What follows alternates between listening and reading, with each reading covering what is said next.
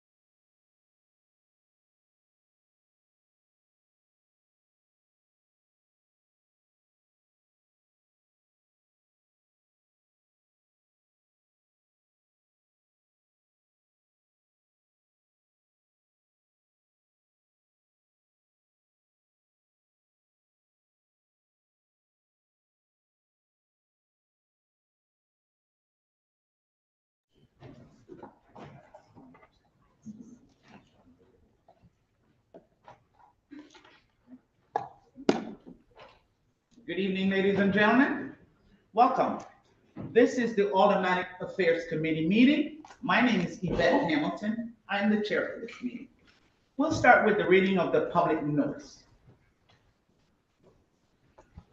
Board of Alders notice, New Haven. The Aldermanic Affairs Committee will, let me start again. The Aldermanic Affairs Committee of the Board of Alders will meet in person on Monday, April 27, 2026 at 6 p.m. in the Board of Alders chambers located at 165 Church Street, second floor, New Haven, Connecticut, to hear and act upon the following items. Item number 1, LM-2026-0069. Order of the New Haven Board of Alders approving the appointment of Shakaya Kitchens to the Homeless Advisory Commission. Item number 2, LM-2026-0070. Order of the New Haven Board of Alders approving the appointment of Victor Rodriguez to the Homeless Advisory Commission. Item number 3, LM-2026-0064. Order of the New Haven Board of Alders approving the appointment of Kevin Rutledge to the Youth Commission. Item 4, LM-2026-0067. Order of the New Haven Board of Alders approving the appointment of Stacy Guerrero to the Youth Commission as a youth representative. Item 5, LM-2026-0129. Order of the New Haven Board of Alders approving the appointment of David Zanelli to Police Chief. Per order, Honorable Yvette Hamilton, Chair, attest Honorable Michael Smart, City Town Clerk. These items are on file and available in the Office of Legislative Services, City Hall, 165 Church Street, second floor, New Haven, Connecticut, 06510. For accessibility-related accommodations, please call 203-946-7651 voice or 203-946-8582-TTY/TDD. Public testimony/comments may also be submitted via email to publictestimony@newhavencity.gov before 2 p.m. on the day of the meeting. This meeting may be viewed on the Board of Alders YouTube page. We'll start with the introduction of committee, starting on the right side, please. Christine Kim, Ward 7. Sal Punzo, Ward 17. Leland Moore, Ward 18. Yvette Hamilton, Ward 24. Kimberly Edwards, Ward 19. Angel Hubbard, Ward 3.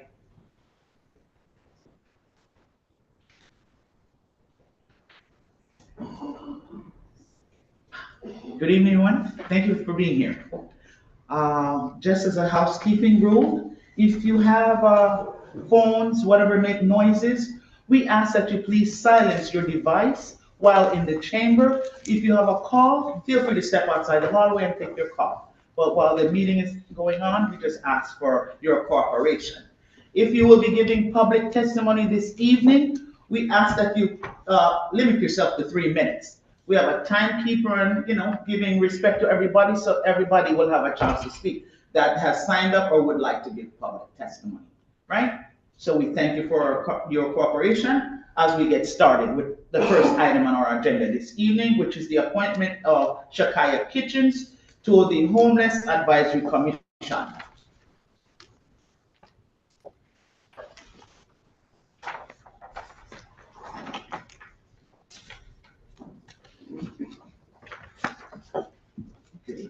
Good evening. Your name and address for the record, please. Yes. Shakaya Kitchens, 268 Davenport Avenue, New Haven, Connecticut, 06519. Good evening, and thank you for being here. Thank you for having me. Would you like to be appointed to the Homeless Advisory Commission? Thank you for asking me that question. So my interest is so that I can be a part of something that is something that I've experienced in my life. I was a homeless youth, so I know what it's like to be homeless, and I wanted to also be on a board where there were decisions that were being made for the homeless.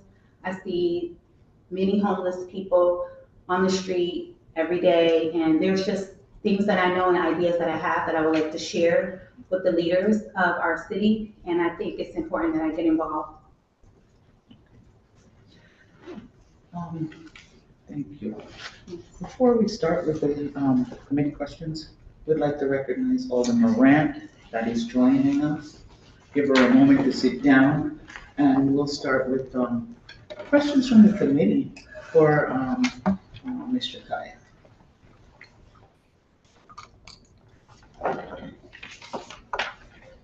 Questions from anyone, committee members? Go ahead. After you. Okay. Thank you, Madam Chair. Thank you so much for being here and considering to serve on this commission. It looks from your experience that you've done a lot of work with youth. And I'm wondering if you could talk about some of the particular issues that unhoused youth face and how you can, how you feel like your perspectives can help in the commission and give the commission a more of a well nuanced view of youth facing homelessness. Absolutely. Excuse me. So I know that when the youth are experiencing homelessness, that has an impact on their mental health and their overall well-being. I understand that with all of these disparities that they experience as far as like addictions, they might get into the wrong crowds of friends. They might start using substances to kind of cope with what it is that they're experiencing. And sometimes I feel like it's out of their control what they're experiencing. And I think it's important that people like myself who've been there before advocate for them. And I am a witness to, you know, that same kind of experience, and I know that I can make a difference in their lives and try to support as much as I can because someone did it for me. So I feel like I'm obligated to return the favor to my community. Thank you, and I'm so glad you're already a role model for them and will continue to be. Thank you, Madam Chair. Thank you, Madam Chair. I just had a general question. Have you attended any of the meetings of this commission? I have attended one meeting before. This was in the past, so I can't remember which year, but I have joined in. I have watched some of the recordings that take place, so I am aware of how the meetings are set up. I know it's on Zoom. I know that it's in the evening, and I understand all of the structure of the meeting. Thank you. So you do have time to attend meetings and such, correct? Yes. All right, that is it. That's the only question I have for you today, Ms. Kitchens. Thank you. Thank you. Thank you. Thank you, Madam Chair. I believe when you spoke just a couple of minutes ago, you said you had some ideas for the Homeless Advisory Commission. Would you be willing to share a couple of those with us? So when I say ideas, I mean like mentorship. I know that I think I kind of gear towards more of like the females who are experiencing homelessness, and they probably are pregnant of that sort. So I would like to be like part of like the mentorship programs or develop some sort of community outreach, creating programming and those sorts. Because as you look on my resume, I do have experience in community outreach and creating programs and doing just a lot of probably going to people's houses and talking with them, or on the green, talking to people, trying to figure out some resources that can help them to sustain their well-being. Thank you so much. I appreciate it. Thank you, Madam Chair. Committee, any other questions? Thank you for coming tonight. I see that you started out as a paraprofessional, and then I see you became a teacher. Were you involved in the cohort program? Did you become a teacher from para to teacher? So I actually I was a special education paraprofessional for the Board of Education. Board of Education, then I got recruited to become a teacher. I was a teacher in residence for the Relay Graduate School of Education, and there is where I obtained my master's degree as an elementary teacher. Very nice. Do you enjoy teaching? I love it. It's my passion. Was mine too. Thank you. Yeah, no problem. Anyone sit over front? I'm good. Thank you. Chair. Any other questions? Thank you. Thank you. Thank you. Have a good night.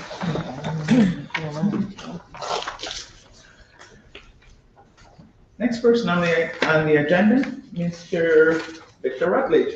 Is he here?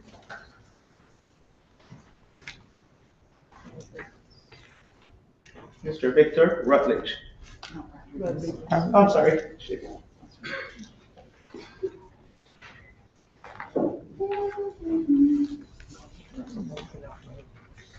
Victor Rodriguez to the Homeless Advisory Commission. Item 2. Is he here?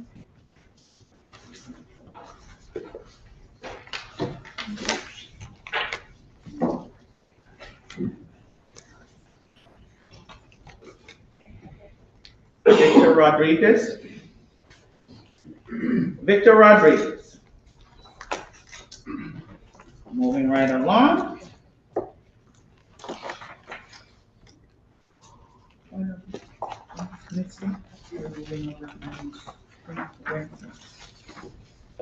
We are moving over items number 3 and number 4, so we will start with item number 5. The appointment of Mr. David Zanelli to the position of police chief for the city of New Haven.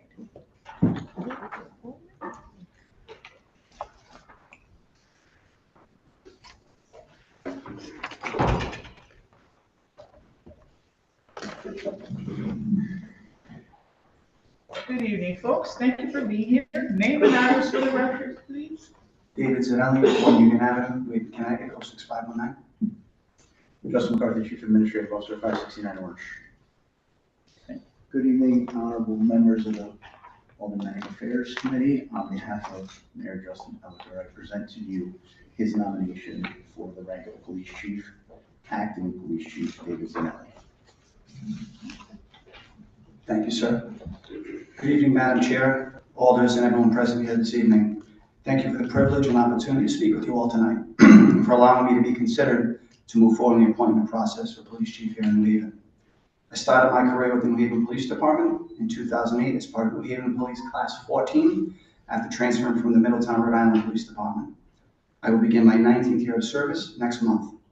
During my tenure, I've had the humble opportunity of serving in every supervisory rank and in several different capacities here at the New Haven Police Department. I credit this to the support I was given by my family, my mentors, some of which are present here today, fellow officers and community members, and God Almighty.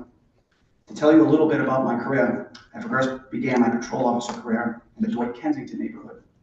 I then served in the Street Interdiction Unit and the task force for the ATF.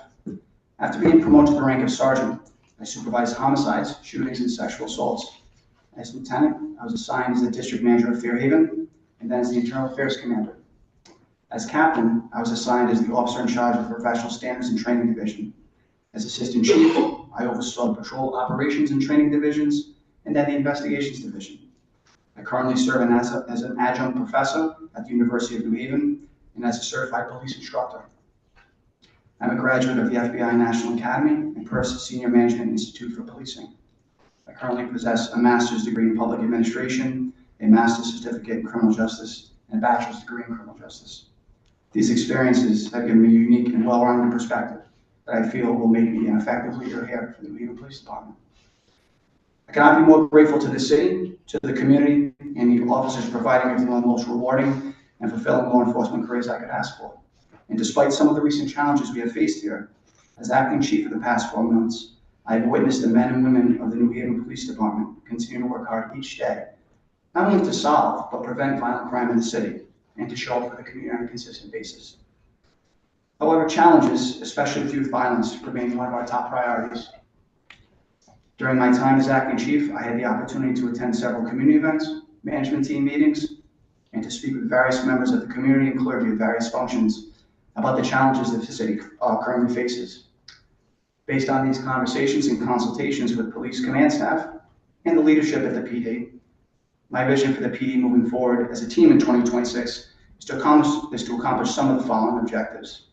Expand the SRO program to include the middle schools, to engage more city youth prior to high school, through Project SAFE, and that stands for Students and Families Engaged, and to work this program alongside partners like YARD, Board of Ed, CTVIP, Yale Child Studies, and Clifford Beers. Here we'll offer services to youth, increase early intervention, increase juvenile review board referrals, and offer educational classes to students and parents with the hopes of preventing juvenile crimes. We are going to continue hiring aggressively to fill the ranks of the New England Police Department. We're going to re-implement traditional community policing strategies that the city has known and loved, like walking and bicycle beats, and to offer new resources and additional resources to our district managers. We'd like to host a new clergy and residence academy this year. We're going to make sure we maintain the low gun violence rates and homicide rates that we are currently enjoying these past 4 or 5 months. And I'd like to see an increase in diverse leadership and recruitment. Thank you again for this incredible opportunity. I could not be prouder to be a New England police officer. I'm happy to answer any questions the board may have. Thank you. Before we continue, I would like to recognize the president of our board, President Walker Myers, as well as our majority leader, Aldermanic. Thank you all for being here. Let's start with questions from the committee. Go ahead, Madam. Good evening, everyone. Thank you, Madam Chair. I do have a question. I noticed that for 2026, fingers crossed, even my toes is crossed. We are now in our, what is this month? 4th month? There has been 0 homicides for 2026. Has that been the lowest to date? So that's an approximate 20-year low, Alder. Thank you for noticing that. Yes. Thank you. I'll come back with another question. You can ask another question. I think that's it. Okay. Thank you, Madam Chair. Thank you for stepping up and putting yourself forward for this really important position for our city. I know you mentioned one of the things that's really important for our district managers and supporting them and providing them with the resources that they need. I noticed that you mentioned additional resources for district managers. Would you be willing to elaborate on that a little bit more? Absolutely, Alder. Thank you for the question. You know, some of that looks like additional walking beats or taking some of the resources from positions within the building and redeploying them to either bicycle or walking beats. Some of that looks like adding promotional pieces to the district manager scheme. For example, having 1 district manager per district, which is something I'd like to do and I have started doing. That way the district manager can focus on one particular neighborhood. Every neighborhood, as you know, has unique challenges. So that district manager can focus on one area and the community is not shortchanged. That's also cognizant of overtime as well. And I think resources also look like myself and the command staff showing up on a regular basis to support community events, like last weekend, for example. Thank you. And yeah, thank you for being there as well. Your presence and support is appreciated. Thank you, sir. Thank you, Madam Chair. Anyone else? Questions? Yes, sir. Thank you, Madam Chair. Thank you, Chief Zanelli. Assistant Chief Zanelli. Is there one area in the department that you're going to really concentrate on first, that you have in your mind that you need to really concentrate on? So yes, sir. So we've had 7 non-fatal shootings year to date. These are not being celebrated, but 6 of those 7 shootings have been solved by arrest. But the alarming trend is that 5 of the 7 involve teenagers aged 13 to 17. So one of my top priorities is to intervene and work on juvenile violence and violence interruption, which is one of the reasons that, we have Project SAFE coming out. That's one of the things we want to do. The walking beats that I mentioned it serves as a double, really, because it's not only community engagement, but it can also help establish relationships with youth in the community so that people can see that presence and also trust police officers to come forward to them in the event that there's something afoot in the schools. And I've already started adding school resource officers as well, with the intention of trust building. So with those kinds of things in place, I think that will make some very good strides in reducing juvenile crime. Thank you. Thank you, sir. Thank you, Madam Chair. Okay, Alder Kim, go right ahead. Thank you, Madam Chair. Thank you for being here, Chief Zanelli. Just in the brief amount of time I've served in this role, I've already been very, very just inspired by your proactiveness and real care. I'm impressed that you have gone up the ranks through the New Haven Police Department, so you really do understand many different parts of it. And as such, I do have a question because, again, coming into this role more newer, just knowing that the leadership of the police department has had a lot of turmoil, not just in the past few years, but over, let's say, the past decade. And I know you've seen this from various positions within the department. What are your plans in sort of restoring stability within the department? And then I have a follow-up question about things outside the department. So thanks. For sure. So I think one of the things that we just did, and I appreciate all the alders here that showed up, is continuing with promotions. That's something that helps stabilize the police department, reduces overtime. It's a good morale builder for everybody, right? Having the best qualified, we continue going despite some of the challenges that we've had. I think we're approaching tier 2 accreditation. So we're having some of the best policies in there, which limits our exposure, make sure that we're adapting to the best policies available. And I think that the other thing that we need to focus on is the community building. When I was a district manager, each district manager was required to host one community engagement event per month. And I want to get back to those kinds of things, because when you do that, for the police officer that sees the worst and the most traumatic incidents on a consistent basis, it's rewarding to see the community stand alongside you and know that we have more in common than not.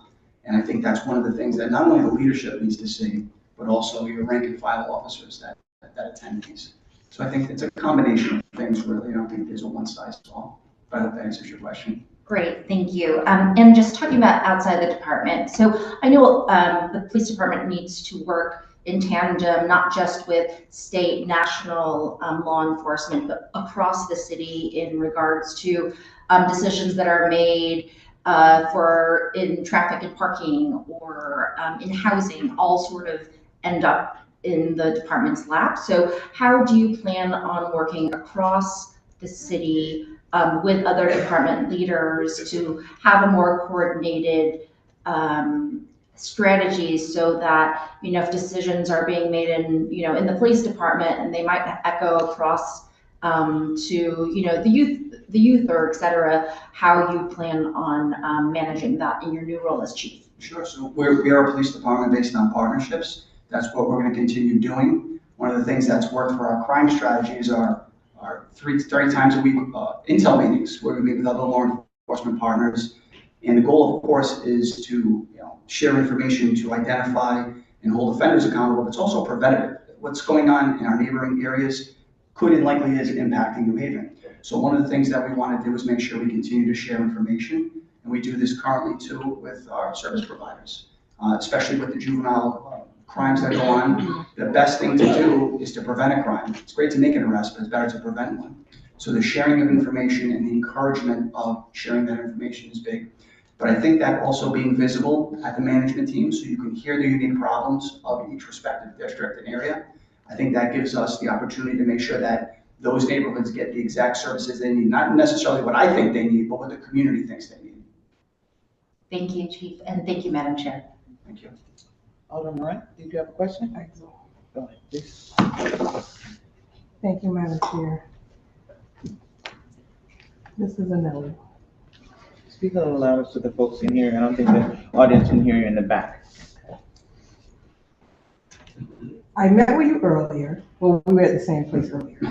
And ever since I spoke with you, I've been impressed about this number of 0 homicides to date. So what I want to ask you is, and you can feel free to pat yourself on the back, name something specifically that you feel like you've done to create this historical atmosphere. So great question, Walter, and I gotta say that we're not celebrating because there's a lot of time left in the year. You know? We're gonna celebrate but we don't. But I'll tell you that it's really tough to say one thing, and the one thing it's a team effort. There's nothing that I did solely, but I would say that encouraging the officers to continue to do the hard work, and it's really based on 3 things that we've been doing. It's an expansion of technology.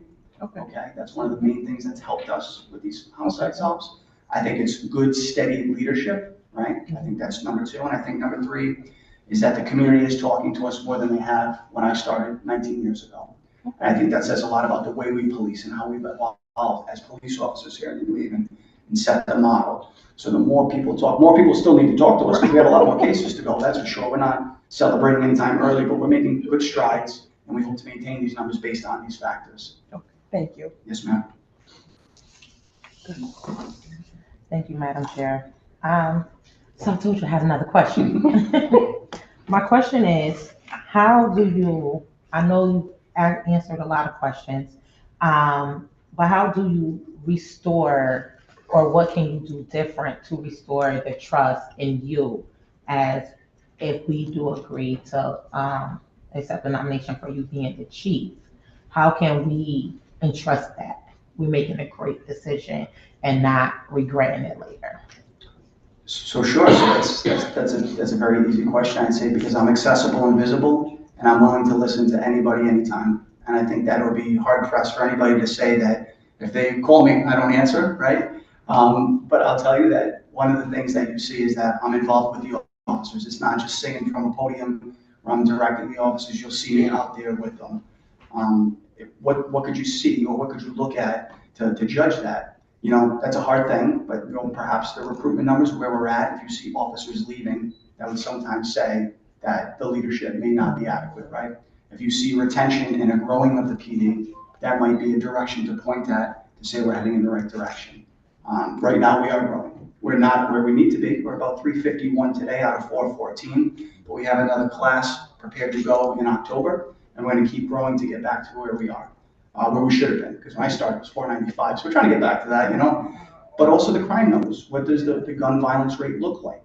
Is it out of control or is it in control? What's the solvability rate? These are some, but not all of the metrics that I would look to and point to if you're looking to come to a conclusion on if I was doing a good job or not.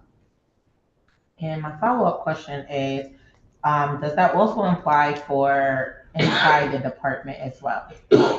I know that you mentioned that you're doing a lot of promoting within the department, but how does that look like for the promotions and going up the rank? Like, is there a list, or, you know, how does that inform us as a committee? Sure, so a lot of that's based on civil service rules. So we have a test, and how you score on that test and rank is traditionally how you get promoted based on that order. And what we try to do is to make sure that we have a diverse leadership board. We are very aggressive at sending our leaders to organizations like PERF or the FBI National Academy, things like that, to help them prepare for a leadership career or to take these tests and score well. Opportunities for all to make sure that when they take the test, they're doing well, or as well as they can. Thank you, Madam Chair. Thank you, Madam Chair. Thank you, Acting Chief. You mentioned crime numbers in the last answer that you provided. Over the past 20 plus years, policing has really, data has played a really important and critical role in policing. You know, if you're confirmed, how will criminal justice data play into your decision making as chief? So we have to be strategic about our resources. So a lot of times we want to make sure that we're putting officers in the areas where gun violence is occurring. We have limited resources and we want to make sure we're deploying them appropriately and not spending overtime too recklessly or recklessly at all, really. Again, the other thing is to make sure that we're identifying these hotspots, because one of the things we like to do is do crime prevention through environmental design, right? So instead of having to place an officer in a specific area all the time, maybe we can change the conditions like lighting or the environment that contribute to crime. That will hopefully reduce the activity from going on, maybe adding some lights to illuminate the area, because light is a natural deterrent to crime. And working with our partners, you know, one of the things we used to have an issue with is the juveniles fighting at the McDonald's on Whaley Avenue. And then the police department teamed up with some community members, the NAACP, for Wake Up Wednesday, and they took the area back, and they occupied it for a positive. You know, we were talking about doing this in Temple Plaza and other areas where some of the juveniles like to congregate, where there's trouble afoot. So we look at these factors and we try to change the environment And the reality is that it prevents a negative encounter with a police officer. No one likes to get arrested or get a ticket, right? So if we can prevent it from even getting to the point of an arrest, that's even better. Thank you. Thank you, Madam Chair. Thank you, Madam Chair. I just had a general question about how you see the morale, in 1 Union Avenue. How is the morale? I would judge it, Alder, as very good. And the reason I say that is for two reasons. I point to the work that they're doing, 7 non-fatal shootings, 6 of which have been solved by arrest at this point in time. It's like an 88% closure rate, which is relatively high, and it's high for us too. So they're continuing to do the good work despite the challenges that we faced. And right now we're facing historically low, we call them 111s, but they're ordering officers to work against their will. So if we need to fill a shift, what does that look like? How many times are we requiring officers to work? And those numbers have been very low for us in the last 4 or 5 months, when it used to be in the 30s, 40s, and 50s, we're at 5, 6, and 7s per week. So officers are coming up to work hard. They haven't been calling out sick in the numbers that they've been doing in the last couple of years. So those are the 2 of the things that I see. And then obviously the promotions help continue on and take on new leadership roles, so people get the most out of their law enforcement career and what they're looking to do here in the police department. Thank you. I have Yes, no ma'am. further questions, Madam Chair. I have a few questions. Yes, ma'am. All right. For me, my first question is, Acting Chief Zanelli. If confirmed, what will you do differently than the previous chiefs to support the rank and file? So one of the things that we were brainstorming to do is perhaps have a chief's advisory panel where officers of various ranks can come in and I can hear directly from them, almost like a representative, to come and say, where are we going that you like? What don't you like? What are some of the things that we should be considering? In the last 4 months, I've had several conversations with rank and file officers. And one of the things that they talked about actually is a police officer's ball, perhaps, which I'm all for. I'd much rather be doing positive events like that than going to a shooting scene or something like that. So having that little arena where officers can come and speak freely, perhaps on a monthly basis, so their voice is heard, and to ensure that we're leading in the right direction. Next question. How will you handle working with the union leadership regarding ensuring good pay, benefits are competitive for all the workforce? That's a great question. I know President Cotto is behind me here tonight, so It's important. it certainly is, Alder, Madam Chair. Thank you for asking that. So I do believe that New Haven police officers are some of the most hardest working there is. And it is a dangerous job, and they need to be compensated on fair market value, if not better, because of the challenges they face. So I would be happy to advocate for the best pay and benefits, because they do deserve it. And what that looks like, I'm not sure, but I'm in total support of that, working together synergistically with the unions. Okay, next question. Community policing. What are some practical ways that you, if confirmed, will try to implement to ensure that the community policing works? Sure. So I think some of the things, and great question, yes, some of the things that I think that we have to look at when we try to determine if community policing works is if we're solving crimes. If we're not solving crimes with the record that we're doing, that means people don't trust that they're talking to us, or trust to talk to us to provide us with information. We've made strides, but there's more work to be done. So I think that when we go back and we have things like the Residence Academy, when we have a Clergy Academy, when anytime there's a community event, either myself or one of the command staff goes out, we're showing that we care and that we're trying to build trust on every level. So when I hear that question, I look at the crime stats and I hear about the recruitment from community members. Our community members applying to be police officers here. It's still not where we want it to be, but it's more than we started, and it's increasing every year. So I think that that's another thing that we can look at, is what does it look like for city folks to apply to New Haven Police Department? And if they trust that this is a good place to work, which I know it is. I see Kim looking over there like she has a follow-up or something. Do you? Yes, thank you, Madam Chair. Okay. In past years, policing has brought up a lot more accountability and transparency. And within the city of New Haven, we have many, many different mechanisms that work with accountability and transparency with the police department, like Disability Review Board that I think is meeting right now across the hall, the Board of Alders, your relationship with the mayor and his team, in addition to the police commission. I'm just wondering your general thoughts about a lot of those accountability measures and how you plan on leading and working with them. So thank you, Alder, for that question. You know, my career has spent a significant amount of time in the internal affairs realm as a lieutenant and then as the captain over that. And I can tell you one of the things that I want to do is continue being objective. We have to be objective in our investigations into police misconduct. That means we make sure that we're following the facts and not emotion. We have body cameras and dash cameras. We use those to our advantage to prove that it's not the police officer's side, it's not anyone's side, it's just the truth. So we're after the truth in these investigations, and that's how we're going to handle it.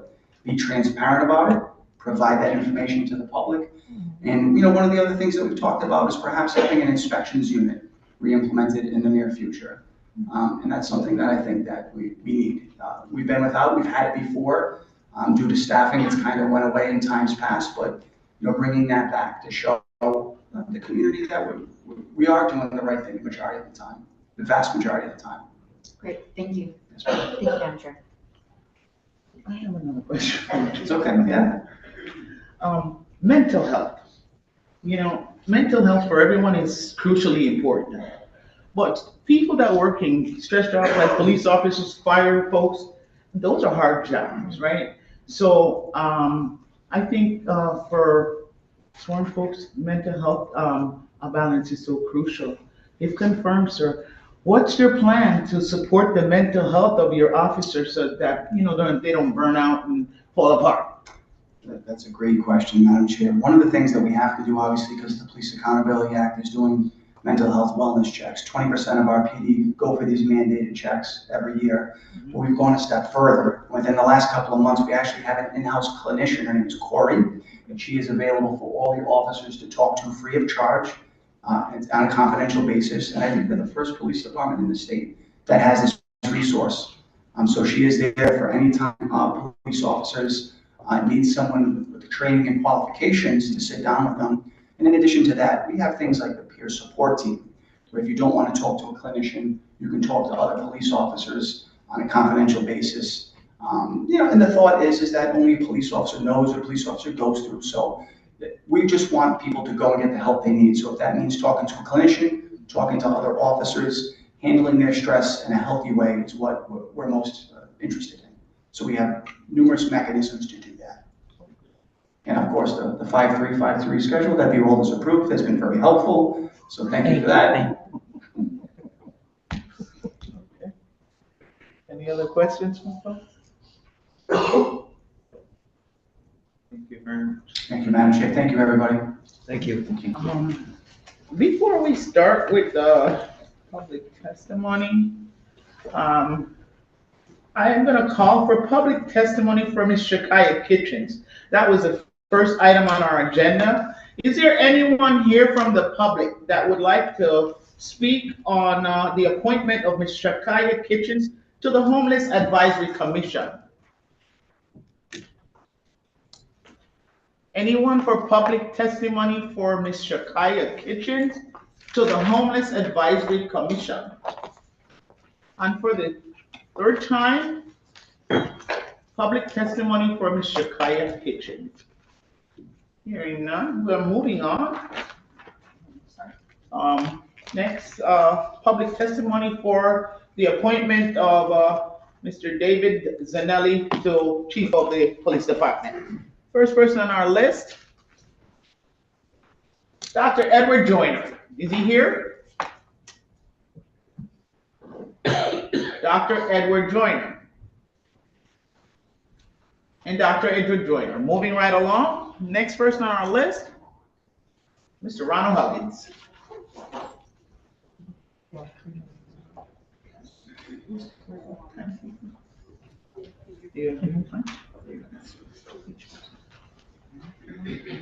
And after Mr. Huggins will be Mr. Florencio Cotto. Good evening, sir. Name and address for the record, please. Good evening, Ronald Huggins, 15 West City Road, New Haven, Connecticut. Thank you. Good evening, members of the board, Madam Chair, Madam President, and respected colleagues. My name is Ronald Huggins, and I serve as the Deputy Director of the city's Youth and Rec Department. But beyond my title, I sit here before you as a proud New Havener, someone who was raised here, shaped here, and who now has the privilege of serving the community that raised me. I'm here today to offer my strong and unwavering support for Chief David Zanelli as the next police chief of the city of New Haven. In my role, I've had the opportunity to work closely with Chief Zanelli, particularly through our Youth Connect initiative. Youth Connect is not just a program, it is a commitment to meeting young people where they are, intervening early, and ensuring that systems respond to the whole child, not just the moment of crisis. Chief Zanelli has not only supported that work, he has leaned into it. He has been a partner in helping us to expand Youth Connect into what we are now building as Operation Safe, Students and Families Engaged. This work is about reaching our young people earlier, especially at the middle school level, before patterns become permanent and before systems become punitive. Chief Zanelli understands that public safety is not just about enforcement, it is about prevention, presence, and partnership. And what stands out most is that his involvement has never felt performative. It has been consistent, thoughtful, and genuine. Even as he has taken on greater leadership responsibilities, he has remained accessible. He answers the phone, he shows up, he engages in real conversations about real challenges facing our young people. That level of accessibility matters, especially in a city like ours, where relationships are everything. I have seen firsthand his ability to connect across systems, to listen, and to move initiatives forward in a way that centers both accountability and compassion. Now, I know there are broader conversations happening around qualifications and requirements. And while I respect that those are important discussions for this body to consider, I will simply say this. A person's commitment to a city cannot always be measured by a zip code. It is measured by their presence, their investment, and the work they consistently show up to do on behalf of its people. And in that regards, Chief Zanelli has demonstrated time and time again where his heart and where his priorities lie. As someone who is a product of this city, as someone who has seen both the challenges and the promises of New Haven up close, I believe leadership matters. Not just positional leadership, but relational leadership. Chief Zanelli brings both.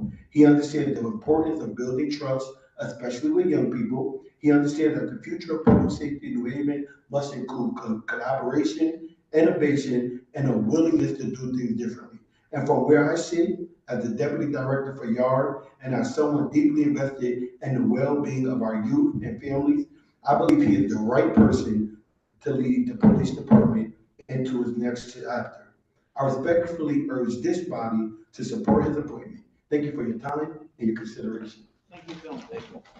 Kindly give your,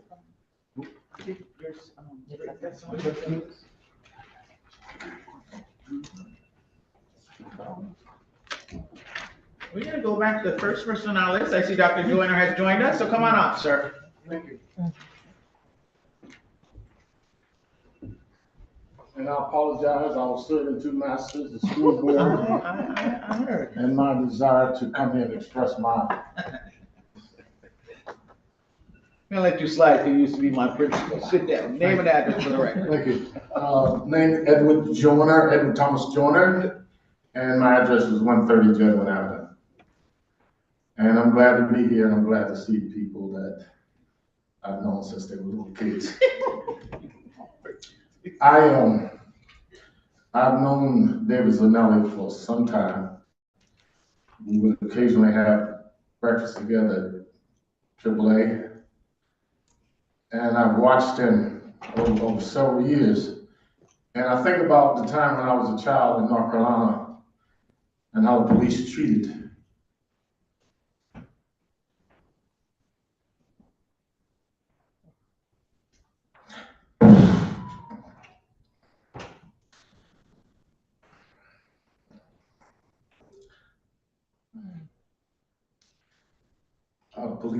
my people. And by the way, they were treating Italians the same way. The second most lynched people in this country are Italian Americans in American history. And I can remember seeing Montgomery and Birmingham, and how people who were sworn to protect the law were breaking it. In a country based on liberty and justice and fairness, in a country who has a religious philosophy that says, we should know our neighbors. Dr. King said, it doesn't matter where a person stands at times of convenience, but where they stand at times of trouble. And this police chief did something that puts him in the same category as Frank Serpico, Frank Willis, and the officers that defended this country in January 6th. At a time when people were laying down, he was standing up. And the greatest measure of a man is their character. You can always learn the skills in the job, but you don't become a good character overnight. And the way you define a person is how they deal with power. In fact, Teddy Roosevelt said, if you want to know a man's or a woman's, he didn't say woman, but I do, character, give them power. This young man is smart. He is an example of modern policing. He's not afraid to stand up for justice. And that's the sad thing about it, because we're at a time in our history where people aren't doing that in great numbers. We're lucky we have you guys, Sal Punzos of the world.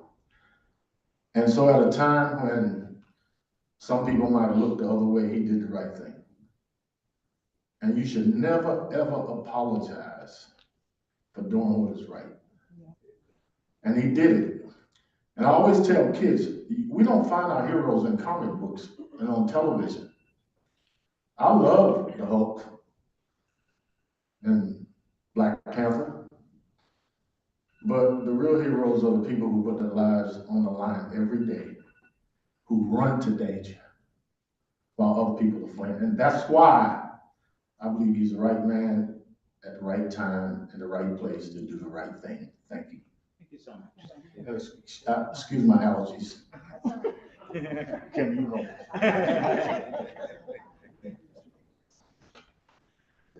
Next on our list, Mr. Florencio Cotto, and then after Mr. Cotto will be Mr. David Steinhardt. Good evening. Name and address for the record, please. Good evening. Florencio Cotto, 1 Union Ave here in the city. Good evening, Chairwoman Hamilton, honorable members of the committee. My name is Florencio Cotto, and I serve as president of the New Haven Police Union. I stand before you today in support of Acting Chief David Zanelli's appointment as a permanent chief of police. This department has gone through a difficult and very public leadership moment. In that time, Acting Chief Zanelli showed what real leadership looks like. When confronted with wrongdoing at the highest level, he did not hesitate, he did the right thing. And that takes integrity, courage, and character. Since stepping into this role, he has provided steady professional leadership when this department needed it the most. We've continued to see progress in public safety and stability within the ranks. Now, I'd be remiss if I didn't say from a union perspective, and let me be clear, we will not always agree. There will be times when we challenge decisions, but that's the nature of union and management, and it should be. My responsibility is to the rank and file. But what matters most is mutual respect, open communication, and a shared commitment to doing what's right for both the officers and the community that we serve. Acting Chief Zanelli understands that balance, and he has demonstrated that respect. He understands this department, this city, and the responsibility that comes with this role. At a time when trust matters most, we should move forward with certainty, not start over. On behalf of the New Haven Police Union, I respectfully urge you to support his appointment as permanent chief. I'm here to answer any questions we have. Thank you. Thank you for your time.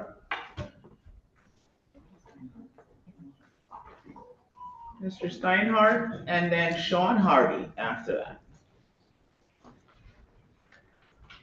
Shorten my speech a little bit. Good evening, sir. Name and address. My name is David Steinhardt. I live at 125 Village Lane in Brantford, Connecticut. I was chair of the Fairhaven management team for over a decade. Dave Zanelli, what can I say? A good friend, a good guy, and a great cop. That's Dave Zanelli, truthful, honest, fair, and always on your team. I'm proud of his service, commitment, and stewardship to New Haven and to the officers under his command. I'd like to summarize a story from the New Haven Independent that was written 8 years ago while I was chair of the management team. Officers Matt Stevens, Jocelyn Lavender, and District Manager Lieutenant David Zanelli is how the article reads. The man ran from the cops, through traffic, to the edge of the bridge. He was out of control. He turned, grabbed a dark object from his waist, pointed it directly at an officer. "Shoot me," he cried, "shoot me." Stevens and the two cops with him that day, Zanelli and Officer Jocelyn Lavender, ended up saving, not ending, the disturbed 37-year-old man's life. Francisco Ortiz, a police officer, not the chief, heard the report and called Lavender. He told her he stopped that car recently, and he gave Lavender the phone number of the woman who owns it. Lavender called the woman, who said her husband was driving the vehicle and that he was paranoid, schizophrenic, also suffering from manic depression. The man's wife was worried. She said, because he had stopped taking his medication. She reported that her husband was on the Grand Avenue Bridge. He had previously jumped off the bridge. She feared he would do it again. Zanelli was a few blocks away when he heard the report. He rushed to the bridge. So did Matt Stevens. Zanelli arrived first. He saw the man standing by the southern edge of the bridge. Zanelli pulled over and hopped out. Zanelli thought he needed to convince the man that the police weren't here to hurt him or give him trouble. He needed to calm the man. "How are you feeling today?" Zanelli asked. "Why are you bothering me?" the man said, agitated. Zanelli said, "We heard there was a robbery up the road. I think it was kids with bikes. Did you happen to see them?" Zanelli was improvising. Then Stevens arrived. The man realized he was, in fact, the subject of the stop, and again proved agitated. He darted into the traffic, weaving through passing cars and a bus headed west over the bridge into Fairhaven. Stevens and Zanelli ran after him. They worried that if the man jumped into the Corimbiac River, he would get caught into the current and die. "The last thing we wanted to do," Stevens recalled, "was get him to the edge of the bridge. He didn't want him to get there." Stevens got within, what's that? Right. Okay. Stevens got within 15 feet of the man when the man passed the double yellow line in the middle of the road and reached into his waistband. "Don't reach, don't reach, don't reach," Stevens yelled. The man was reaching deeper. He pulled out a black rectangular metal object and raised it. Stevens reached for his holster. He pulled out his gun. Zanelli rushed in. He didn't know if the man had a gun on him, but he reasoned that even if the man was armed and would use it to hurt himself, not the police. He also jumped at that man, probably came to the bridge to jump and not use the gun. The man punched Zanelli in the chin. Zanelli held on with a bear hug, brought him to the ground. Medics arrived on the scene. The man wasn't hurt. Zanelli and Stevens, and they went to the hospital for treatment.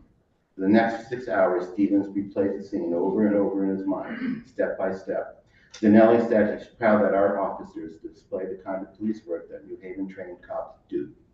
Because of his police training and Zanelli's leadership, Stevens was thankful that he hadn't ended up pulling that trigger. "Our officers exercise great restraint," Zanelli said. "Anywhere else, this could have ended up as an officer-related shooting. Nobody wants to shoot an unarmed person. It was satisfying how we were able to stop it and get the help he needed. Danelli is a team player, honest, fair, and always on our team.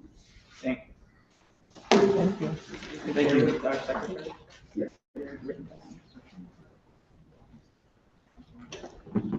Next, Mr. Sean Hardy, and after that will be Mr. William Carbo.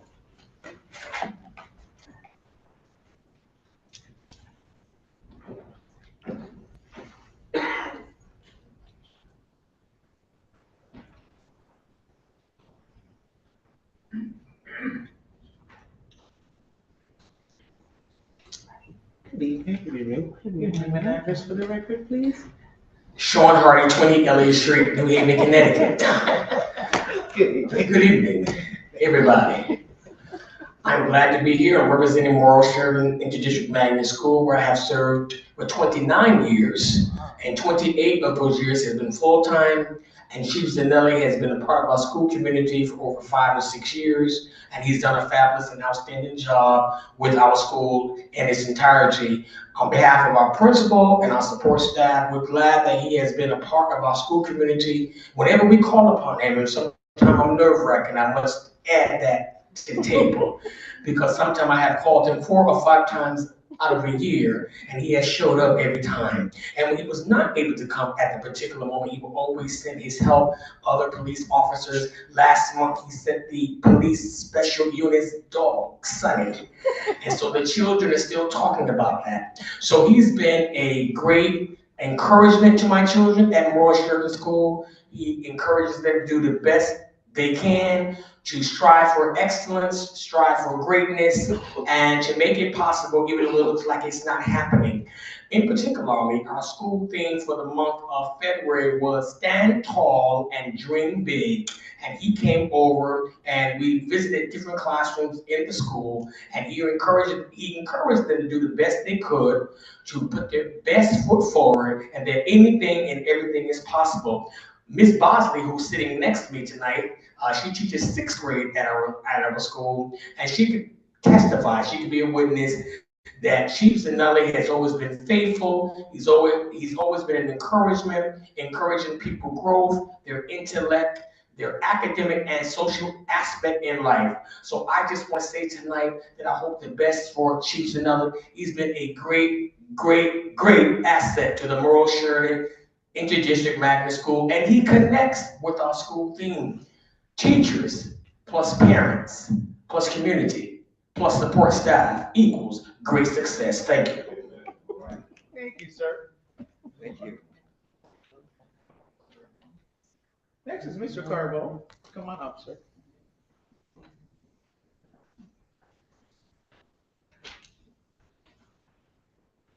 Good evening. Your name and address for the record, please. My name is William Carpo, and I live at 96 Vista Terrace in the Westville section of New Haven, and thank you for listening to me tonight. So I'm a professor of practice at the University of New Haven. I teach in the Criminal Justice and Forensic Science Department for many years. Prior to that, I worked in Connecticut state government for many decades, and as executive director in the state's judicial branch. And through my work at UNH and also in state government, I had many reasons to interact on a regular basis with law enforcement at really all levels of government. And that's why when Mayor nominated David Zanelli, I offered to come here to testify on his behalf that he is not just a good cop and a worthy public servant, but also a very decent human being, qualities that will serve him well in this new position. He is we are very proud of this alum from the University of New Haven. He has a master's degree in public administration from our university with a concentration in public safety. We feel so strongly about him as a role model that we recruited him to come and be an adjunct to our young students who are studying law enforcement and wish to aspire to become a police officer, probation officer, or any of the other related positions in criminal justice and forensic science. For these young students whose future is before them and which they hope is bright, He really exemplifies not just a person who is respectful of the law, but equally important, a person who is respectful of civil rights and human rights of all people involved in the system, victims and the accused. And because we want to give our students this type of a role model, there's nobody better to do that than Chief Zanelli. His commitment, to lifelong learning is worth noting here. He mentioned that he's been to the FBI National Academy. He's also a graduate of the Police Executive Research Forum. But what I want to talk to you about is he's a graduate of the Tau Youth Justice Institute Transforming Youth Justice Leaders Program. This is a program that the university has been sponsoring now for the past 12 years. And every year, 15 people get selected. And for 1 or 2 days per month, they come and they learn about youth crime, about why kids commit crime, adolescence, brain development, why they do some of the stupid things that they do, and how to solve those problems using data, working across different systems. David is not just a graduate of that program, but he's somebody we call upon each cohort to come back and to talk about his experience and how it has actually helped him in his own career. I know he's received many commendations within the department and numerous community service commendations from different groups in our community. I can share with you from the standpoint of our faculty and law enforcement that he has a strong reputation for being truthful, transparent, for showing respect. He gives his cell number, I know, to people who've been involved in incidents so that they can keep track of the cases. And I know this is why he has so much trust and confidence from within the community. So I would say to you, just to close this, that I can't really think of anyone better than Dave Zanelli to take on this responsibility at this time. He is more than adequately prepared for this job. And as both someone who knows him through the university and through law enforcement, but also as a lifelong resident of New Haven, I'd be very proud to call him my police chief. Thank you, sir. Thank you. Thank you very much.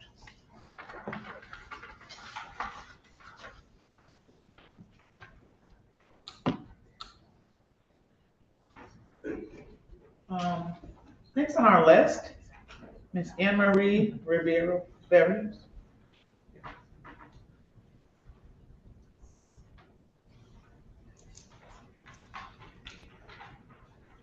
And then Nina Fawcett.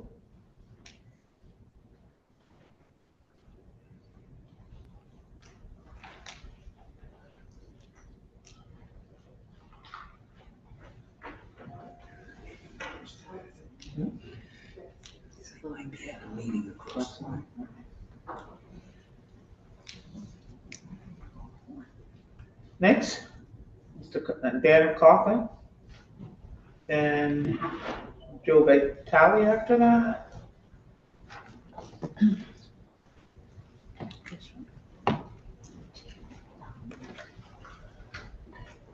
I think after that, Mr. Vitale, maybe Mr. Thomas Kilstrom? Yes. Okay. Yeah, but not just for the record. Dan Coughlin, 75 Warren Street, New Haven. Good evening. I wanted to start out, say a few words about my friend and colleague, Chief Dave Zanelli. I want to start out by talking about something that Alder Kim talked about, and that was collaboration between agencies, because that's how I first met Dave Zanelli. I was promoted to the operations chief of the New Haven Fire Department about 3 years ago. He was running operations for the police department. We hit it off pretty quickly. Dave is an extremely smart man. Much like myself, he's a very structured human being. So we hit it off. I have to say, in my 24 years as a New Haven firefighter, the 3 years we spent together collaborating was probably the strongest police-fire relationship I've seen in my career. And that's really more because of him than me. I did my part, but Chief Zanelli is a man of integrity. He's a smart man. He has an attention to detail. So we really made an impact on public safety by being ready at a time where there was a lot of protests. There was a lot of events going on in the city. There was you could call threats against the city.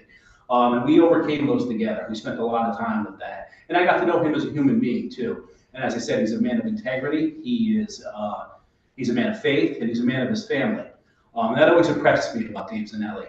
One thing that, as a taxpayer in the city, I'm going to tell you that I truly enjoy about what he's doing is, we were walking back from the Little League game the other day, and just for the record, the two best pitches on that day were the police and fire chief. Okay, I don't want to hear about the mayor. I don't want to hear about that. It was Zanelli and Coughlin. Okay.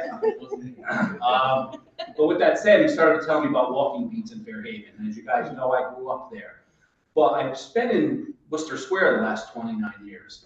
And God forgive me, I can't remember his name, but there was a gentleman, a police officer, I know he's passed since then, but he walked the beat in Worcester Square.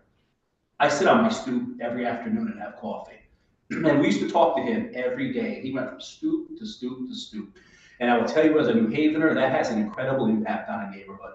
I'm sure you all know when you're sitting at your houses and you can have a conversation with that police officer. Poor guy probably had 35 conversations a day, right? But it made an impact. It made the community. It's more than just a car driving by for 30 seconds. It's a 10-minute conversation with a police officer that has a huge impact. So with that said, I want to put my support behind an amazing person. New Haven Police Department is a very, very talented police department. They're truly impressive, and I do believe he's the man to lead that job. Thank you. Thank you, sir. Before we continue, I thought I saw Alderman Dempsey. There you are. Good evening. Thank you for joining us. We're going back to Miss Anne Marie Rivera Berrio and then Nina Fawcett. Are those here with us now? I'm actually enjoying it. Come on up, whoever you know. I'm actually going to join them too. It's all right. The CRB. You're not on the list. So they asked me to join. That's why. Oh, you gonna sit down or speak, sir? Alderman Dempsey? No, I'm fine. Thank you. Thank you. Are you sitting down or are you speaking? Is No, my I'll sit. question. No, I'll sit. Thank you. Thank you. Okay. Your name and address for the record, ma'am? Anne Marie Rivera Berrios, 19-21 Chester Street in New Haven. Go. Good evening, Board of Alders. My name is Anne Marie Rivera Berrios, Civilian Review Board Chair. I am here with members of the Civilian Review Board as well, along with Alder Redente. Thank you for taking the time to be here tonight. I'm here to speak regarding David Zanelli for Police Chief. The community has seen him step up and work effortlessly with his team. As the Civilian Review Board Chair, I can tell you that he has already made huge changes by working collaboratively with the Civilian Review Board to ensure the community feels heard by implementing recommendations. He creates an environment of trust, transparency, honesty, and includes the community. Something very important. He has shown trust, integrity, dedication, and professional competence necessary to continue leading our law enforcement team effectively. He takes pride in the way he presents and carries himself as he is a reflection of us. I believe that he is a crucial piece for maintaining stability and continuing progress in our city. His commitment to the safety of our citizens and well-being of the officers under his command is evident. Our city needs more great leaders who aren't afraid to step up to make the needed changes to make our city great. He takes pride in our city and our children and ensuring that he creates a safe space for them to grow. An important piece of the puzzle because the children are our future. Tomorrow is not promised, and if we don't fix today's mistakes, we're going to be in big trouble. So I ask that tonight you vote yes to approve Acting Chief David Zanelli for Chief for Police of New Haven. Thank you for your time and thoughtful consideration. Thank you so much for being here. Thank you. Is Nina Fawcett here? Come on up. Good evening. Good evening. Name and address for the record, please. Yeah, Nina Fawcett, 420 Huntington Street in the Newhallville. Thank you. Welcome. Go right ahead, please. Thank you, everyone. I just want to let you know I'm also on the management team. And have been for over 10 years. I've lived in Newhallville for 14. And I just want to say that I want to put an exclamation point on what Anne Marie just said, number one. But I believe that Acting Chief Ginelli has gone through the ranks, and I think that means something. And that's not only stability, but he knows the guys. And he knows New Haven.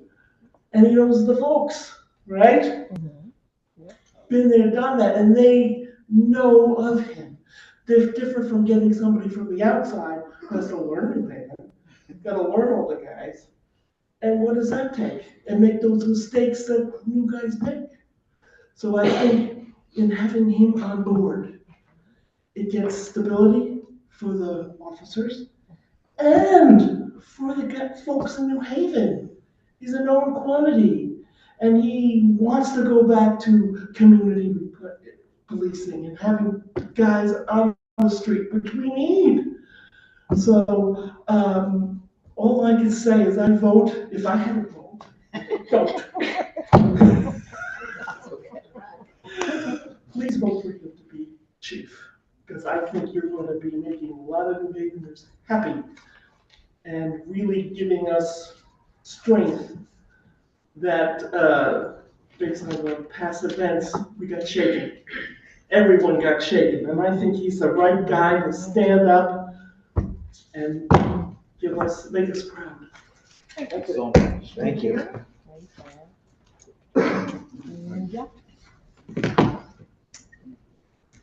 Mr. Vitale, come on up. And after that, Thomas Killstrom.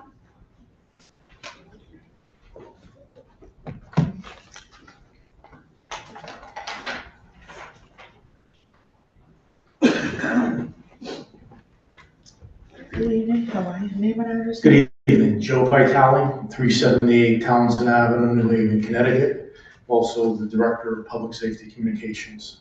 Madam Chair, members of the board, thank you for listening to me tonight. I come before you tonight to offer my support to Acting Chief David Zinelli as he appears before you for confirmation as the next Chief of the New Haven Police Department.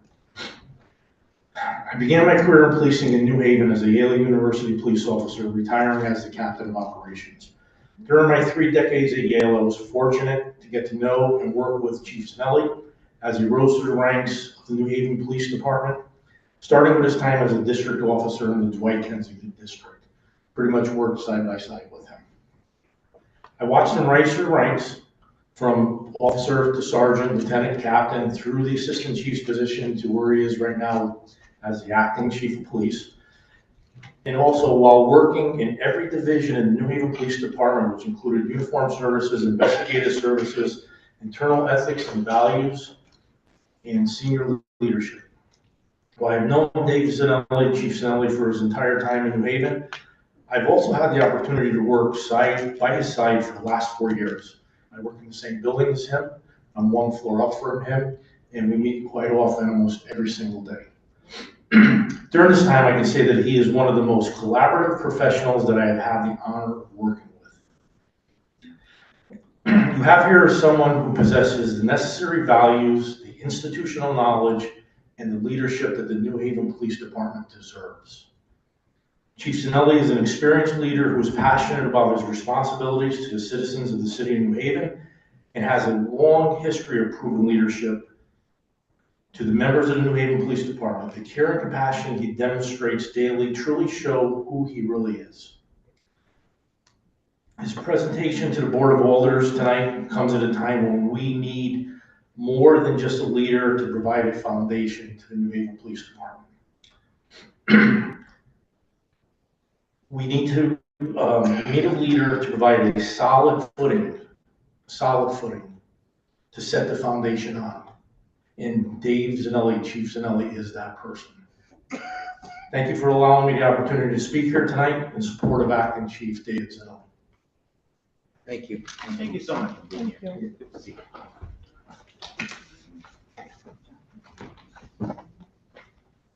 Next up, we're going to have John Healy. And after that, Jennifer Varel, I believe it says. Yeah, Thomas, come on. I'm sorry. And after Mr. Killstrom, then we'll have Mr. Healy, and then we'll have Ms. Varel. Thomas Killstrom, 44 Russell Street, Fairhaven Heights.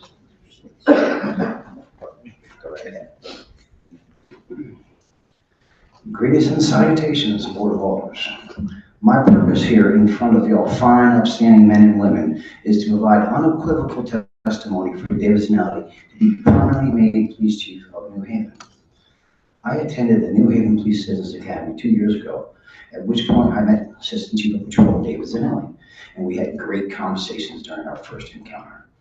As a member of the New Haven community, Dave and I had many encounters with all the wonderful events downtown. In particular, Police and Pizza, at which point I learned David Zanelli elevated his status to Assistant Chief of Detectives. And great conversations were had with David and Bert Edmond, who is the Assistant Chief of Patrol. As a writer, I frequently send informative and comedic poetry to my police friends with the intent of inspiring them to be the best of the best every day. Recently, David handed me a junior officer police badge, and he empowered me with one gesture, so I applied to the New Haven Police Academy. If not already, I would love to assist Chief David Zanelli to create a program to provide junior officer badges to children starting in elementary school. And everyone will want to be a police officer rather than a villain. I have looked David Zanelli in the eyes while shaking his hands, and I guarantee David is an honest man with integrity. So I unequivocally recommend Chief David Zanelli to be confirmed. Now, to expand on that one gesture from David Zanelli, well, I am now 3 weeks into the prerequisite training for CHIP, which is a complete health and injury prevention test for the New Haven Police Academy. So twice a week, I am being forced by the New Haven Police to do push-ups, sit-ups, and run. So I'm having a good time, to say the least. So David is an honest man. He deserves this position, and I know he's going to do a great job, 100%. I can guarantee it. Thank you. Thank you for being here, sir.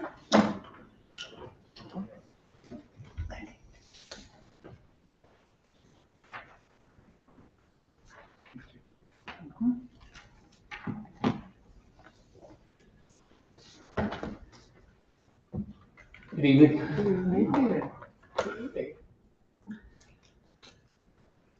Good evening. It's a pleasure to be here tonight to speak on behalf of my friend and colleague, Chief Dave Zanelli.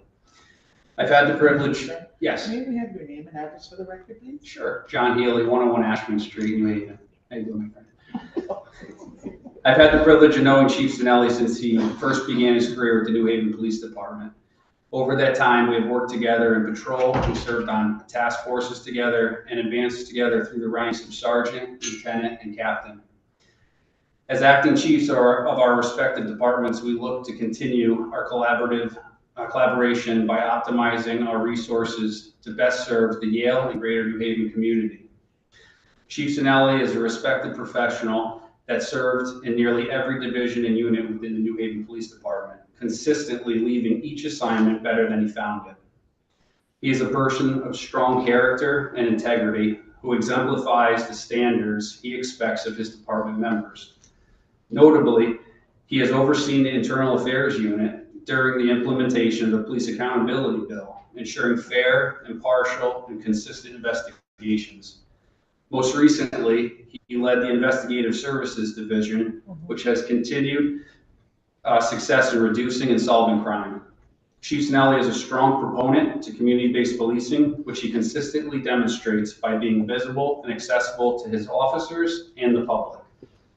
I speak on behalf of Yale Public Safety leadership in support of Mayor Ellicker's recommendation that Dave Zanelli be appointed as the New Haven Police Department's permanent Chief of Police.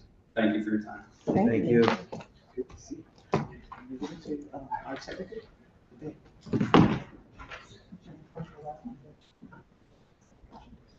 Next on our list, Jennifer Burrell. Bogo, maybe? I'm murdering somebody's name, sorry.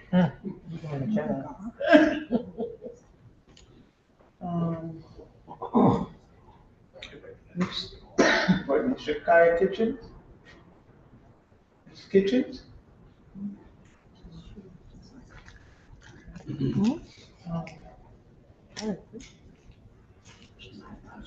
Ms. Evelise Rivera?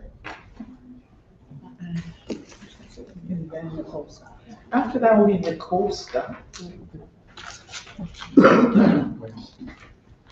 Good evening. Yes, Evelyn Rivero, 74 Front Street. Good evening. As chair of the Board of Police Commissioners, I have had the privilege of working collaboratively with Chief Davis Nelly throughout his tenure in various roles within the New Haven Police Department. Over the years, I have personally observed his strong work ethic, his unwavering dedication to law enforcement, and his thoughtful engagement with colleagues and community members alike. Chief Zanelli places great value on relationship building and collaboration both within the department and across the community, and he has consistently demonstrated an ability to lead, mentor, and support the department personnel while maintaining high professional standards. And his leadership has contributed to improve morale and a culture of accountability within the department. Chief Zanelli is a firm believer in community policing, and he has prioritized transparency and open communication with the residents and the community partners, and he has worked diligently to strengthen trust and to foster positive relationships between officers and the citizens of New Haven. During his time as assistant chief and acting chief, I have especially appreciated his commitment to keeping both myself and the Board of Police Commissioners well informed about the departmental developments. We speak almost daily.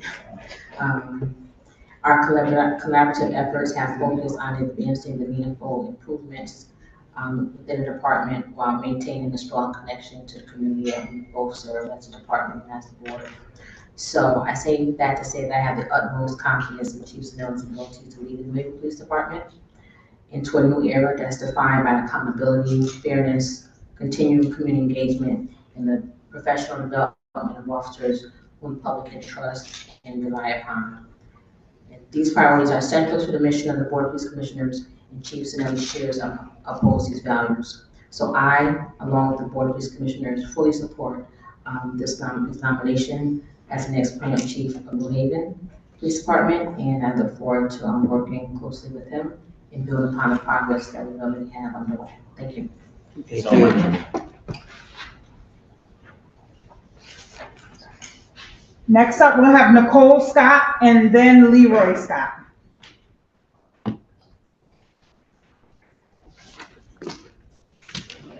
Good evening. Good evening. Your name and address? Nicole Scott, 1269 Forest Road, Westbrook.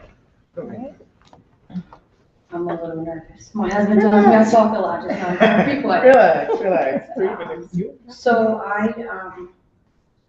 I guess I'm different from everybody who spoke today. I never worked with Chief Zanelli. I'm the community, I guess, that they talk about. I met him 11 years ago. Unfortunately, our 16-year-old son was killed accidentally in a drive-by shooting in Fairhaven. The case is still not solved. What I love about him is he always answers the phone. If he doesn't answer the phone, he calls back. 11 years is a long time. People forget, but he never forgot. Yeah. He's always there to ensure us that the police are doing everything they can. I think it's important for people to understand that there has to be a good community-police relationship or we're not going to get anywhere. And if the head is not setting a good example, then there's nothing for anybody else to follow. As he said, he works at UNH. At the time our son was killed, our youngest daughter was 7. She's now 19. She's going to be a firefighter, so she goes to UNH. He checks on her. He doesn't have to. She's not even in his class. But these are things that he does to go above and beyond to make the community feel comfortable. He doesn't have to seek her out and look for her. That's something that he does out of the kindness of his heart. To say, hey, I'm looking out for her, because he knows that as a parent, I'm a bit nervous now over everything all the time. So that's just one way that he, goes beyond what he needs to do to ensure the community. Any event that we might have for our son, he comes. Things that he doesn't have to do, he does. And as somebody in the community, I think that that's important. I think we need to have a good relationship with the police department. So I'm part of the community and I'm asking you to please say yes. Thank you. Thank you. Thank you. Mr. Scott. Mr. Leroy Scott. Yes, ma'am. Good evening. Good evening. Just give us your name and address for the record. Yes, ma'am. Leroy Scott, 1269 Forest Road. Good evening, Madam Chairwoman and the board. My wife kind of summed it up. I really wanted to go before she did because I knew that's what she was going to do. But it's been 11 years and 8 days today. You know, and the only reason I remember that is because it was, April 19th when our son was murdered. But since then, because he was one of the investigating officers in the case, he's always stayed in touch. He's always come to any events that he could possibly attend along with his family. Anytime you call him, like she said, if you miss a call, he'll definitely call you back. But, getting a little personal, Acting Chief Zanelli is a great person. He's a down-to-earth man. He's a great family man, and as well as a great police officer. I met him under these circumstances, of losing my son. But we've established a relationship, and that's the only reason I knew it's been 11 years and 8 days because of the relationship we have, and it's because of my son Jericho. But he has attended a lot of events that we've had, and he continues to attend and support. But I would ask that you would really highly consider having Chief Zanelli as the chief of New Haven. He's a great man. Thank you. Thank you. Thank you, sir. Next on our list, Jeannie Jenkins. Ms. Jenkins? Dean Jenkins? For third time, Ms. Jean Jenkins.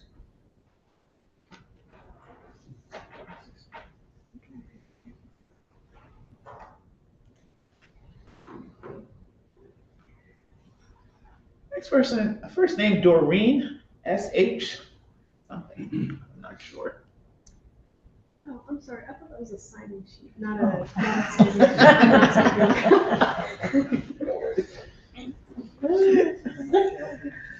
Next on our list, Mr. Antunes, Gerald Antunes. Next after Mr. Antunes will be Cheryl Martone.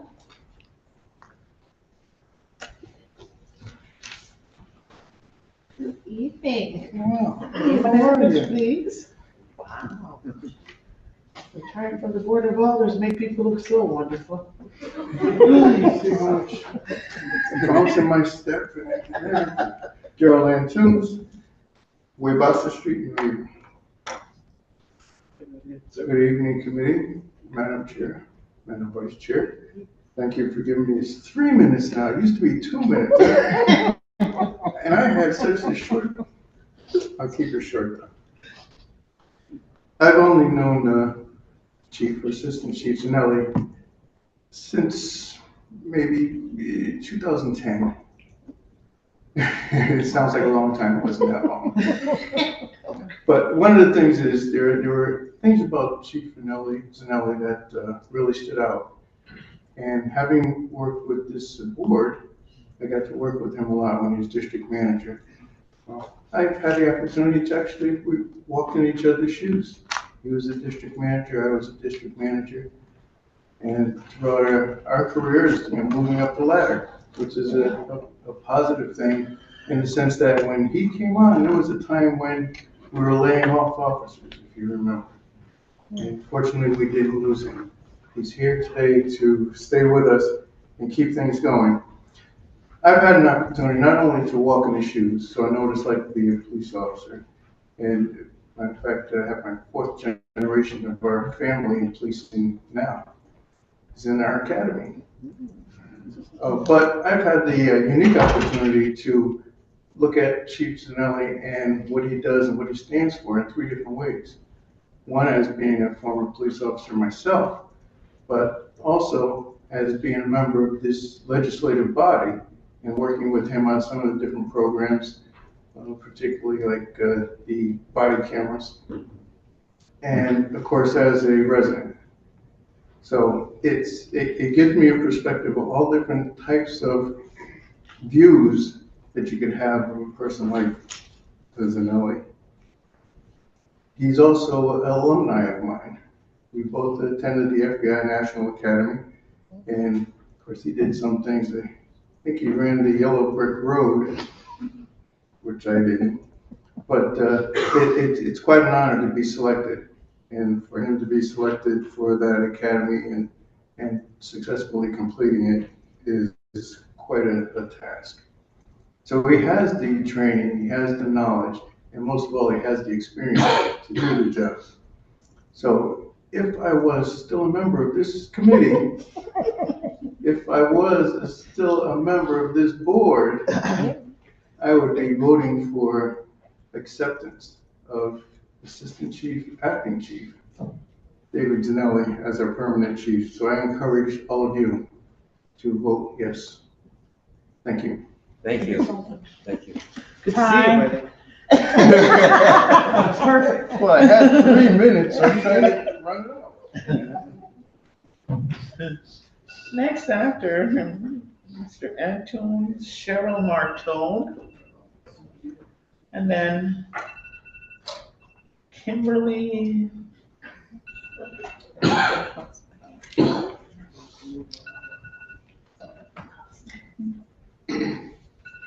Hi, good evening, ma'am. Name and address? Good evening, Board of Aldermen, and thank you for your service. God bless you.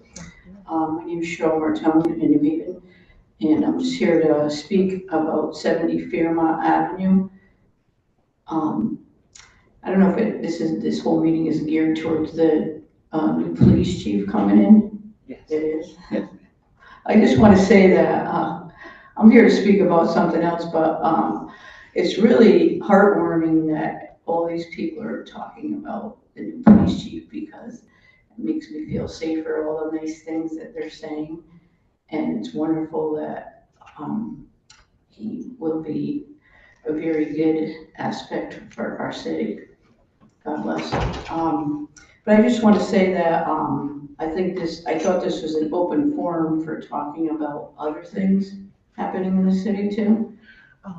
Maybe you're mixing up our meeting, Ms. Martone. There's going to be a finance meeting where that will be the public hearing, where you're able to speak on stuff other than. Well, I just want to say that the I appointment wanted of, to ask you, Chief since I'm Justice. here, there's at 70 Fairmont Avenue, there's a broken elevator. Okay. And there's elderly and disabled people that are suffering there. And there's 3 floors, and this has been going on since December.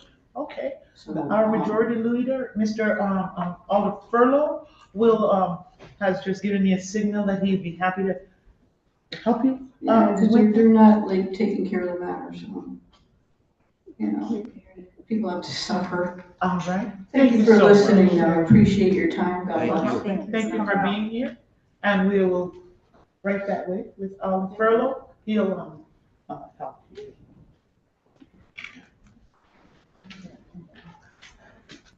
Ms. Kimberly Acosta. No, I haven't written in a while. I'm typing a lot these days. Hi everyone, my name is Kimberly Acosta. My address is 255 Lloyd Street. I'm here today as a lifelong New Haven resident to testify in favor of appointing acting chief Zanelli as police chief of New Haven. People say how you treat strangers when no one is watching is always a strong indicator of who you are as a person. If this saying is true, Chief Zanelli excels in this area. My mother and I met Chief Zanelli before he formally took over as district manager of Fairhaven. We were referred to him by the then district manager to discuss our concerns with people who were dealing drugs in front of our house and refused to stop or leave.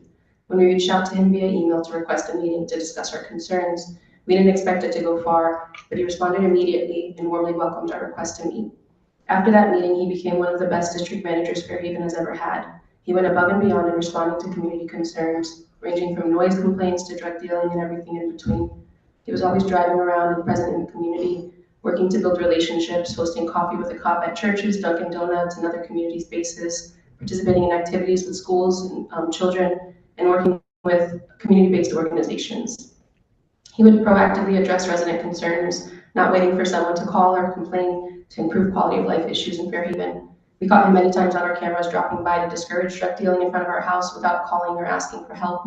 One time he even picked up one of our recycling containers, which is obviously outside of his job description. Fairhaven was at its best when he was district manager, which is a testament to who he is as a person and his leadership. In my experience, since 2017, he's never failed to demonstrate his impeccable character and commitment to all residents of New Haven. He's one of the few city representatives I've met who is truly a caring person and treats everyone fairly. I've seen him treat every resident as empathetically and respectfully as he treats people who are viewed as more important in this society, which says a lot. He's a bit of a unicorn in the sense that I've yet to hear anything negative about him from anyone I've spoken to across New Haven, which I think this event affirms that further. When we failed to have issues addressed in our community since his departure as district manager, he's always been accessible and responsive to our concerns, doing whatever he could do to help or suggesting alternative options if it was outside of his scope of work. He's one of the few people I know who really wants to hear from all residents and their desires for New Haven, and I have no doubt that as chief with broad support, he will advance those missions alongside residents. So in summary, I have no doubt that Chief Zanelli will make a wonderful chief of police. He has the authentic respect of many and has shown himself to be nothing other than a man of integrity who truly cares about New Haven and creating a city in which everyone is safe and every neighborhood receives equitable support from New Haven PD. I strongly encourage you to appoint him. Thank you. Thank you. Thank you so much. Next on our list, Chief Casanova, and then Kenner Booker.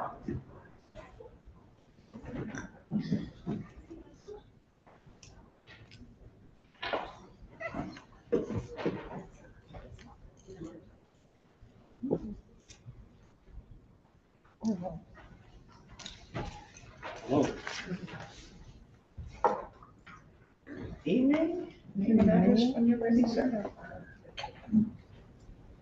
Put my old man glasses on, so.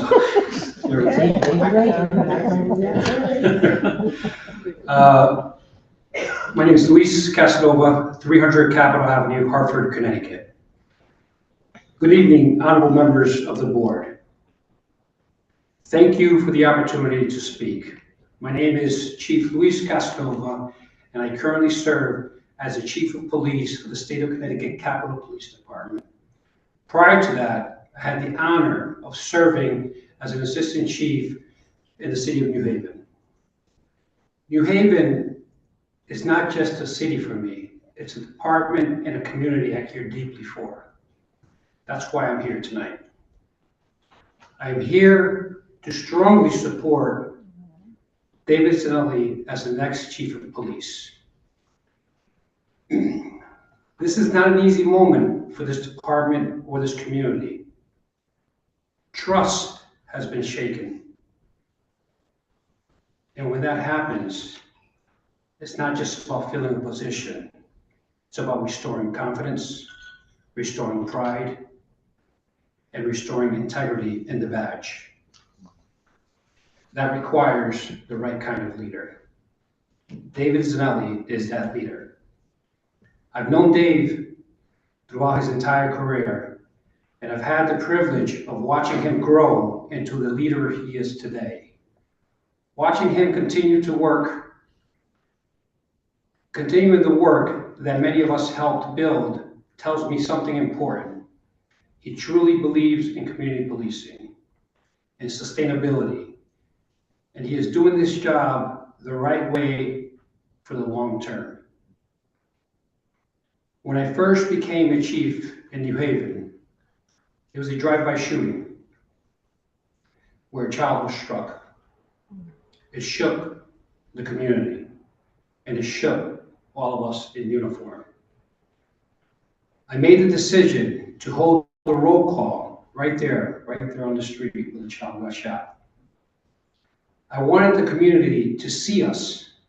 I wanted them to know we cared. And I wanted our officers to feel that responsibility firsthand. Because When the community sees that you care, they respond, and they did. Through that trust, we were able to quickly identify and apprehend the person responsible. David Zanelli was part of that. He didn't just witness it, he understood it. And I saw the same understanding years later when he became the Fairhaven District Commander. At that time, I can say without hesitation, he practiced community policing better than anyone else, not a slogan, not as a talking point, but as a daily commitment. Why? Because he's a student of this profession. He listens, he learns, and he applies it the right way. David understands something fundamentally. The community does not belong to the police. The police belong to the community. That mindset is what rebuilds trust. That mindset is what this moment requires. The men and women of the New Haven Police Department need someone they can believe in again. The community needs someone they can trust again. And David has the character, the humility, and the leadership to do both. He is the kind of leader who first listens, acts deliberately, and always puts the department and the community ahead of himself. At the end of the day, this is about more than a title. It's about restoring faith in the department, in its leadership, and in the relationship between police and community. I urge you this evening to vote yes to select Dave Zanelli to be your next chief of police. Thank you. Thank you. Thank you very much.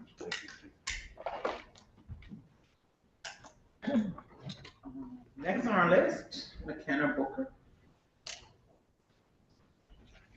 And after McKenna Booker, it will be Ray Jackson. Good evening, McKenna Booker, 165 Church Street. Good evening, Alders, and thank you for having me. My name is McKenna Booker, and I serve as the coordinator for the Office of Violence Prevention under the Department of Community Resilience.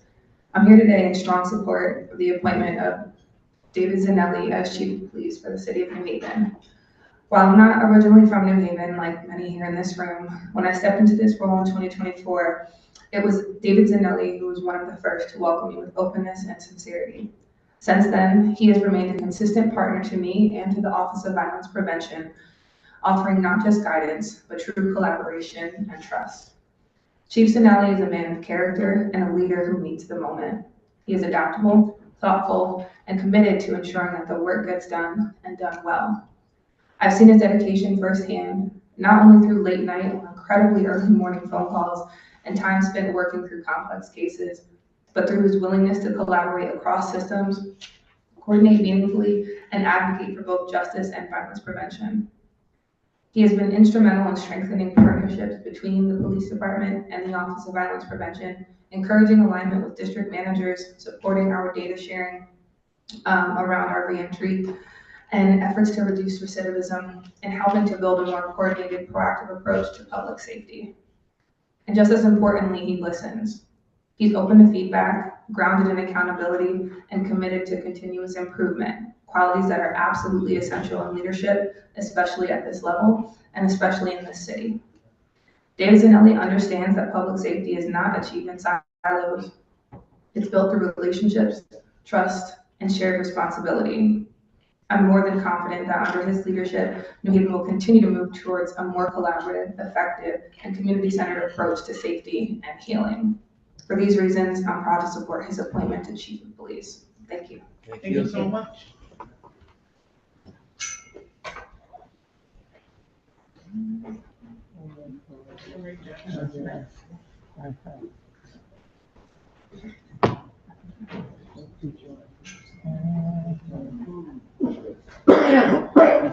Excuse me. Good evening. Ray. How are you? Good evening, Mr. Ray. Name and address for the record, please. Raymond Jackson, 200 Shelton Avenue. Neighborhood specialist for LCI in the Westville section. New Haven. I come down here tonight, I was listening to all the comments and everything that they gave Nelly. I said, wow. I said, what do I say to, only thing I could say is, wow. The community, if they had came down here, I would have brought them down here tonight because we was doing an event on Dixwell Avenue, one of the suites, to see the neighborhood. He came out, it was cars that stopped and they say, oh, you look good in that white shirt, he was just so cool, calm, collected, talking to people. He didn't make them seem like they was out there being observed and everything. He talked to them about certain situations, about how they're doing. And there was a couple of people that was not in their best, health-wise, due to addiction and everything. He wanted to see if they needed help. And so me, as being in New Haven all my life, almost 68 years old, I've been through some things in New Haven. And I mean, to watch the police force change over the years, I met this young man right here. I don't know how long ago I met him, but it seems like we knew each other forever. Like they say, if he don't answer the phone call the first time, he definitely call you back and you'd be surprised, he calls you back and you tell him what's going on and everything, and he gets right to it, he gets right to it, he doesn't hesitate. And I had a situation back a little while ago, I'm a city official too, and I was trying to give some help to what was going on with a girl that had OD'd. And I was trying to, collaborate with another police officer, which totally disrespected me, just pushed me off to the side. So I called, that's how I was on my feelings that day after that. And he called me back and he said, that's not right. He will get in touch with the district manager who was, I think Ms. Sanders at the time. And I was, 2 weeks that went by, I wasn't even thinking about it no more. Here comes Sergeant Sanders calling me, and she had the officer in the office, and she asked me, what did I want to do? I said, nothing, but just show the respect of the community, show respect to me. We all work together to try to make our communities better, and she asked me, what did I want done? I said, nothing, and he gave me an apology right there. And when I got off the phone, you go into your thoughts, you say, wow, this is how it works. I don't want nobody to lose their job. But, when I thought about Assistant Police Chief Nelly at the time, I said, this guy is mostly a friend to the community than just somebody being a police officer, scaring people. Sometimes when you see the police officer, whatever you're doing that's not right, you're gonna run, you're gonna do this and everything. But he gives them a chance to get it right. You know what I mean? Give it the chance to get it right. He makes them think about what they're doing. And so I love him as a friend, a brother, and I know that the rest of the police officers, they couldn't have got a better person to serve, over them or with them. Because I'm gonna tell you like this, I know for my community, hey, they already loving it because they done asked me plenty of times, what do I think of them? I said, well, you'll find out one day. All right. Thank you, Mr. Ray. Thank you. Thank you. Next person on our list, first name Dave, last name I think Sahlew.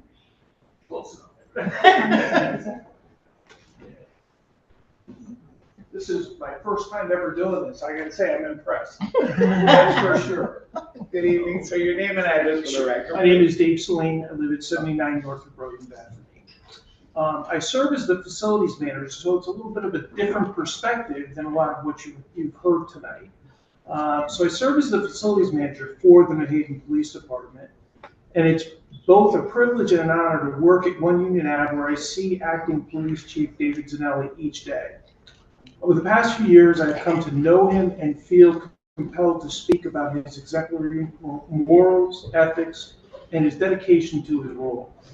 Throughout our conversations all the time, it's evident that he possesses a genuine passion for his work, prioritizing especially community safety and well-being. Acting Police Chief Zanelli demonstrates a remarkable ability to listen attentively to concerns. I see that all the time, He responds effectively and leads with integrity, earning the respect of all of his colleagues that I interact with, and I'm all over the building all the time. So I do hear from a lot of them, and all officers. He is also supported by a team of talented professionals, including Assistant Chief Minit Bactana and Assistant Chief Bertram Etienne. The dedication and hard work they all exhibit by all officers within the department reflects a strong leadership and shared commitment to excellence. As a civilian working at One Union Ave, I am pleased to highlight the outstanding efforts of Acting Chief Zanelli and his team. It's my sincere hope that this testimony provided to the Board of Aldermen with a clear understanding of the department's exemplary leadership and community service. And I certainly would encourage you to vote him in. Thank you. Thank you so much. Next on our list, Assistant Chief Bactana.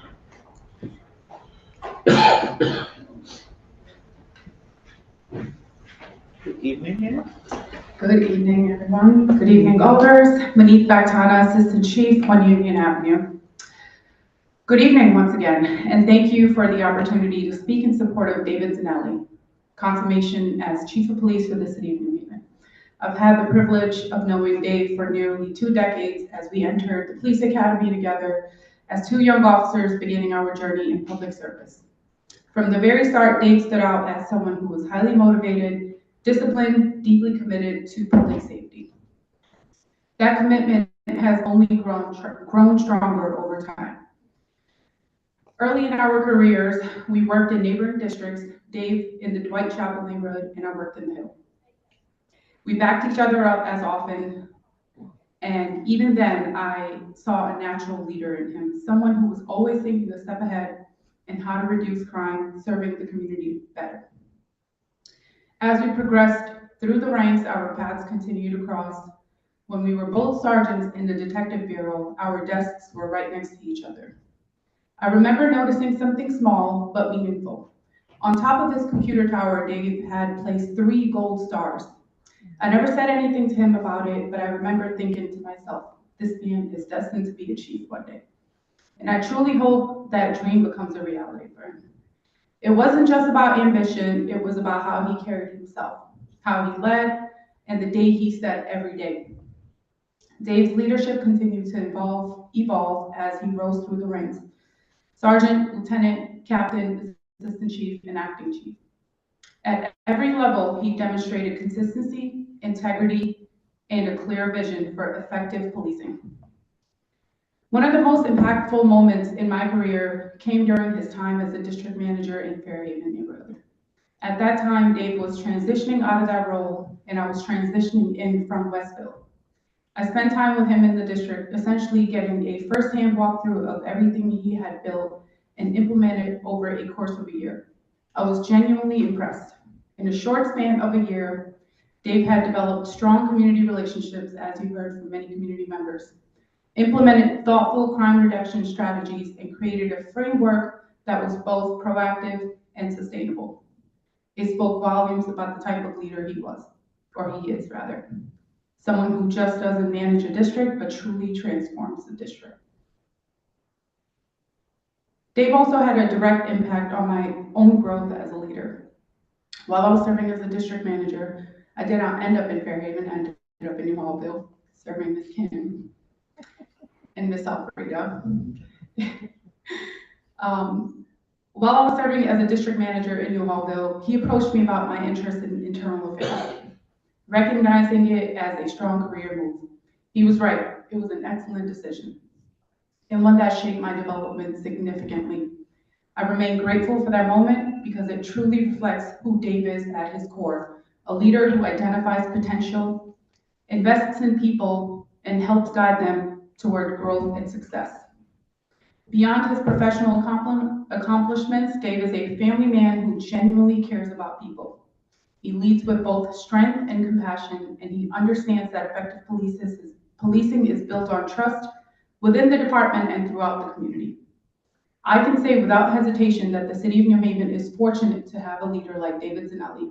He has the experience, the character, and the vision to lead this department forward. Under his leadership, I am confident we will continue to strengthen our foundation, elevate this department to the highest standard and elite level of policing that our community deserves. I respectfully ask that you consider my testimony and provide Dave Zanelli the opportunity to serve as Chief of Police. I have no doubt that together we will do great things for this department and for the city of New Haven. Thank you for your time. Thank you so much for your testimony.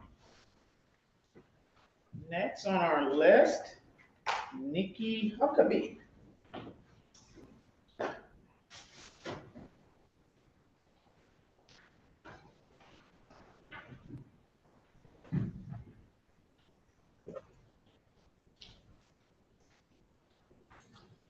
Greetings, everyone. Good evening. Good evening. Thank you for having me. So Your name? oh, I'm sorry, I gotta give my address. So Nikki Huckabee, 71 Shepherd Street, New Haven, Connecticut. I am a lifelong resident of New Haven, with most of my life being lived in New Hallville. I've crossed paths with hopefully our future chief, Zanelli, on several occasions. The most impactful moment will be during the death of my nephew, who was murdered on September 27th of last year. And so I had prepared something else to say, but while I listened to hopefully our future chief Zanelli speak about what he wants to do and continue in the city, I'll say this. We appreciate your willingness to take this role. Your commitment to serving our city, stepping into leadership at this time, carries both responsibility and opportunity. And we look forward to working collaboratively under your direction. As we welcome you, I would also like to share several areas of focus that you mentioned and reflect the values and priorities echoed by many in our community. First is a strong desire to see a hyper-focus on youth initiatives. Early intervention, mentorship, positive engagement with youth and young people are among the most effective strategies for long-term public safety. When youth feel supported, connected, and seen, we reduce the likelihood of future justice involvement and strengthen the overall health of our community. Community policing initiatives, building trust through relationship-based policing, where officers are present, approachable, and consistently engaged with neighborhoods, creating stronger partnerships and safer outcomes. Community policing is not just a strategy, it is a shared commitment between law enforcement and residents. We also want to emphasize the importance of community engagement and collaboration.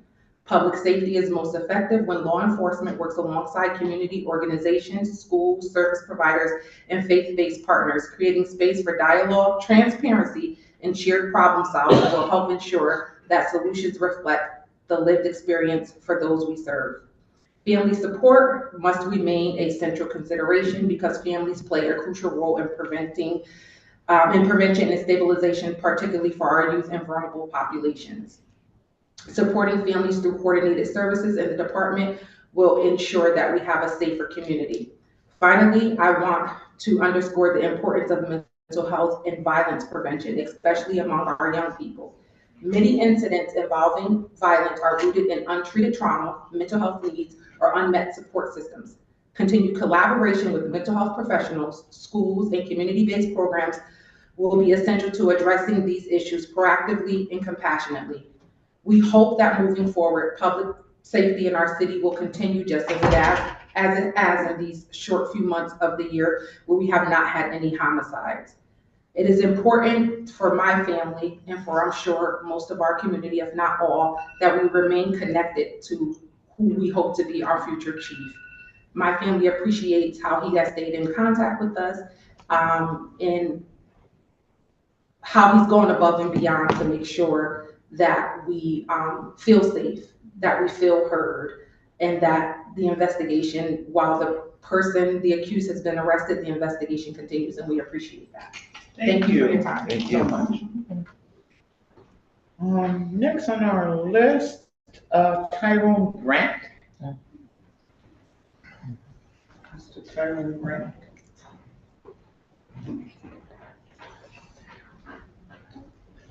How you doing, ladies and gentlemen? Good evening, sir. Tyrone Grant, 15 Shepherd Street, New Haven. I'm here in opposition for Dave Zanelli. Be seated, sir. I would like to submit my oral, Okay. written Give it documents. to our secretary, the lady behind you, lady. Okay. Miss Dick. So here's my complaint. 2014, David Zanelli, all members of the New Haven Police Department, including Chief Escherman, allowed David Patella and Officer Foley to maliciously injure me, hit me in the head with a flashlight, kick me with their steel boots, bruise my bladder, my kidneys. Zanelli and Sergeant Wetter called the American Medical Response. PD reported Patient Grant hitting the back of the head with a flashlight. He allowed Internal Affairs with the Union President Miller to say they hit me with their guns. He, 2020, officer in charge, I filed another Internal Affairs complaint, and he played me. So he lacks credibility. 2024, we go to trial with Judge Corford, and I win $4,600,000. But little did I know, I filed the post complaint to Ronell Higgins, Commissioner of State Police, to decertify Zanelli, all the New Haven police officers that was involved. But Chief Jacobs thought he had a bargaining chip with Zanelli, Doyle, Attorney Lamata, Pat Griffin, not knowing that Attorney General made a deal with the mayor and Chief Judge Michael Kemp to administratively dismiss my case against Lamata, state's attorney, because they're removed from office when you subordinate perjury, when you fabricate evidence. I never interfered with a police officer. I never did anything. The document, the certified medical record says PD reported Patient Grant hitting the back of the head with a flashlight. So we went to trial. I didn't say nothing. All I did was submit certified medical record. All the doctors signed it, and then him and Sergeant Wetter had a nerve to call it. It's right here, in black and white. It's nothing I'm saying. I came here in good faith. May God get the glory. Not only is he decertified, he's prohibited by state law from ever being a police officer and walking the streets of New Haven. And I pray that you terminate him effectively, immediately. Thank you for your testimony. Thank you. Thank you. Oh, I just wanted to reiterate, the point of this is, it's not who's right, it's what's right. Zanelli, he lacks credibility as a supervisor. How could he impugn the integrity of the police department? Okay, Mr. Grant, thank you so much for your testimony. Your time has expired. Mhm. Feel free to give your written testimony to our I secretary. certainly will. Thank you. Thank you for being here, sir.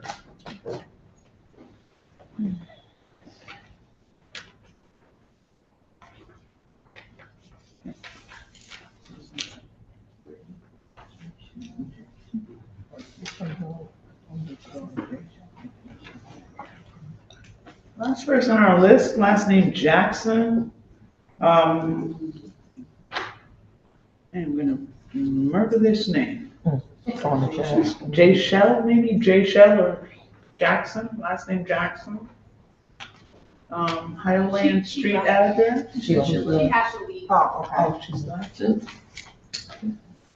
Is there anyone else that would like to speak on any of the appointees that we've heard this evening? Come on up, man.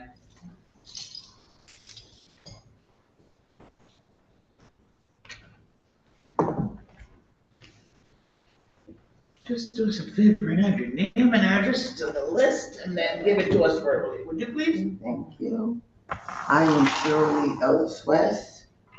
My address is 40 Foxen Hill Road, the city of New Haven, and I'm here representing Urban Community Alliance tonight to speak on behalf of Chief Zanelli, and thank you all for giving me the opportunity.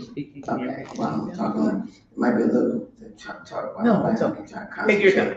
I'm here. First of all, thank you for the opportunity to speak in support of Chief Zanelli. And I think I'm going to start my testimony by, first of all, reflecting back on the testimony of Ms. Huckabee.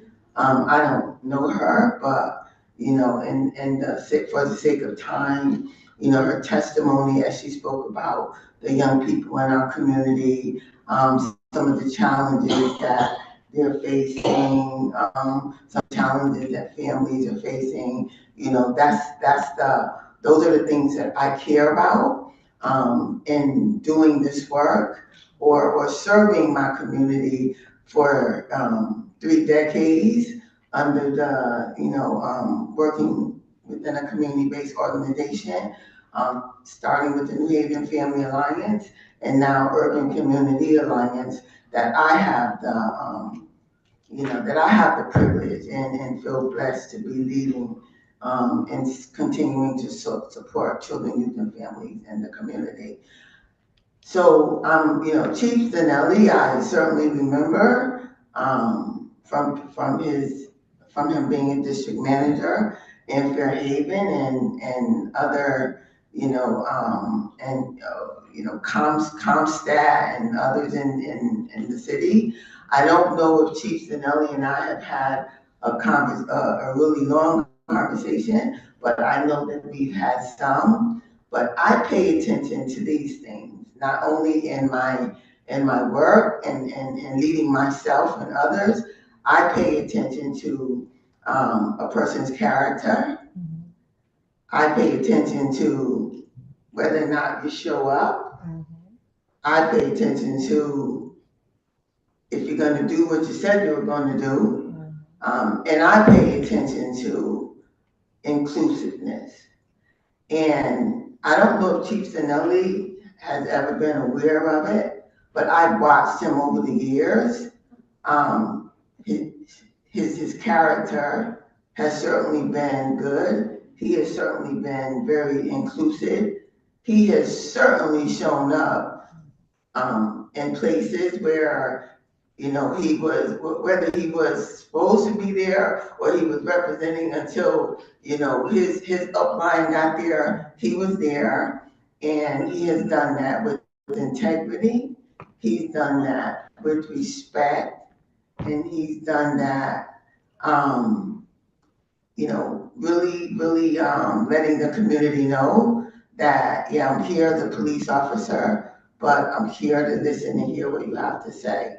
So based on those things, I wasn't going to say anything tonight, but based on those things, I am certainly in support of this appointment, because I trust that in a time where we need to be continuing and doing better to be better, that Chief Zanelli is going to continue to show up with integrity, accountability, and community respect that's needed to build trust and continue to do some of the challenging things that we have to do before us. Thank you for your time. Thank you so much. Happy birthday, Miss Red Hot. Happy birthday, Miss Red. Oh, happy. Thank you. You can wear that dress, huh? Just give her a moment to add her information to the sign-up list. And is there anyone else that did not sign up that would like to sign up? Come on up.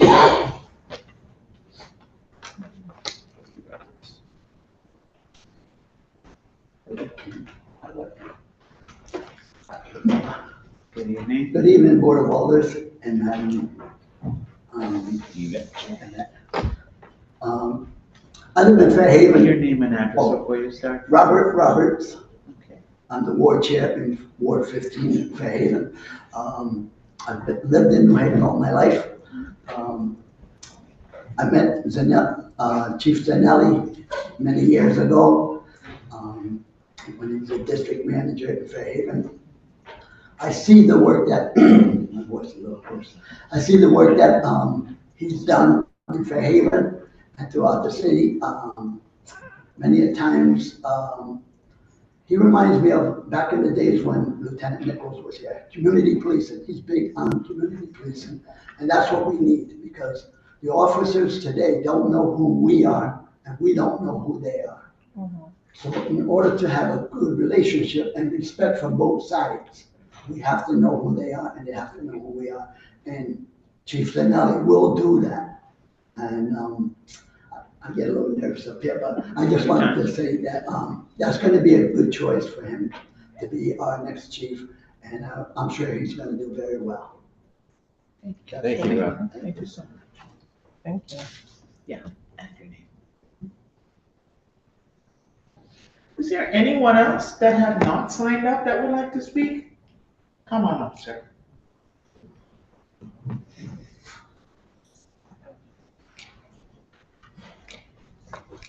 Good evening. Your name Good and evening. address for the record, please. Sure.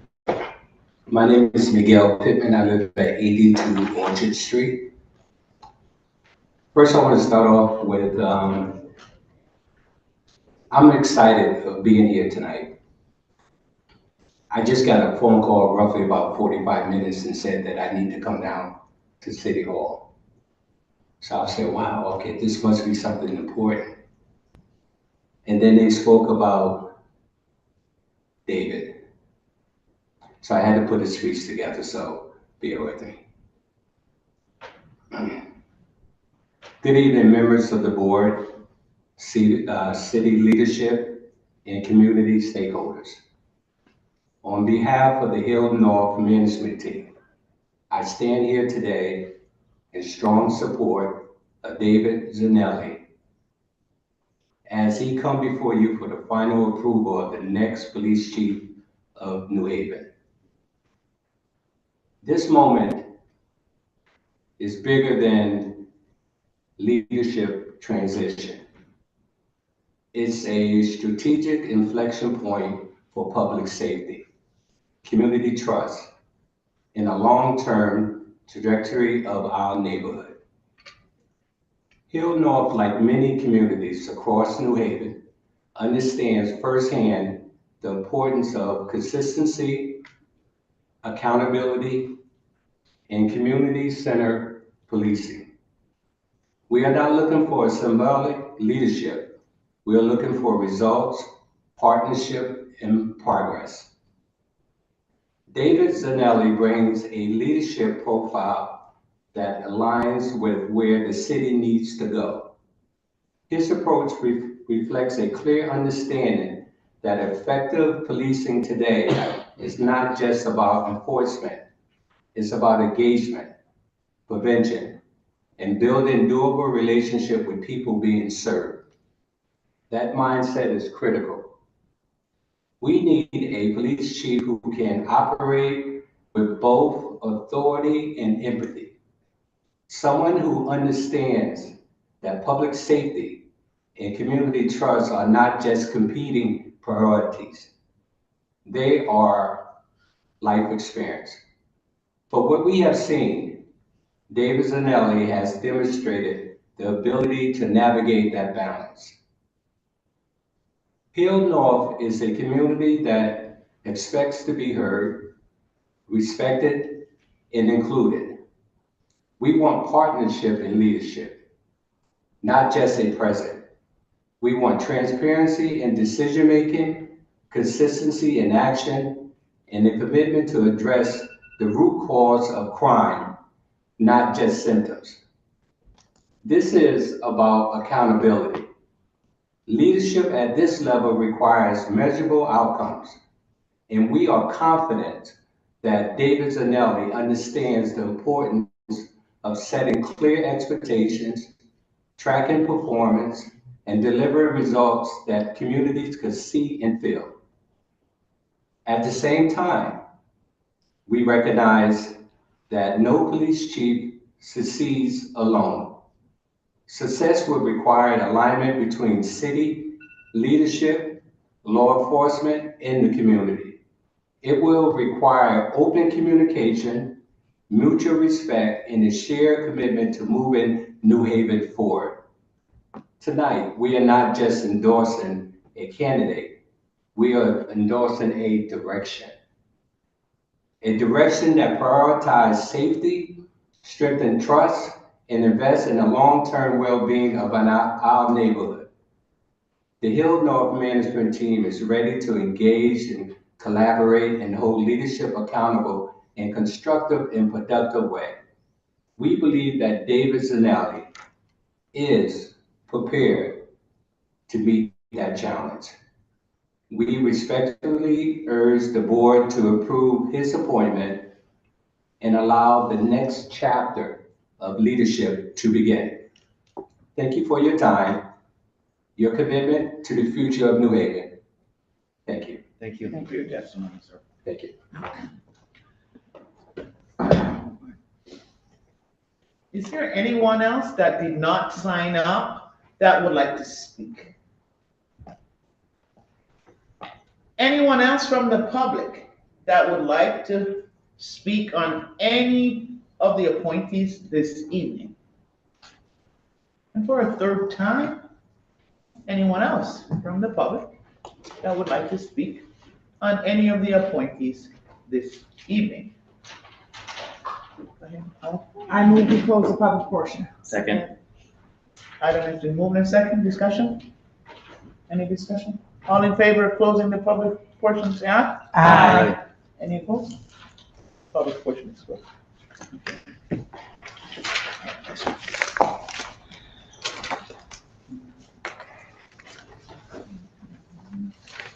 Madam Chair, I move that we approve Ms. Shakaya Kitchens for her appointment to the Homeless Advisory Commission. Is there a second? Second. Item has been moved and second for Ms. Shakaya Kitchens to the Homeless Advisory Commission. Discussion.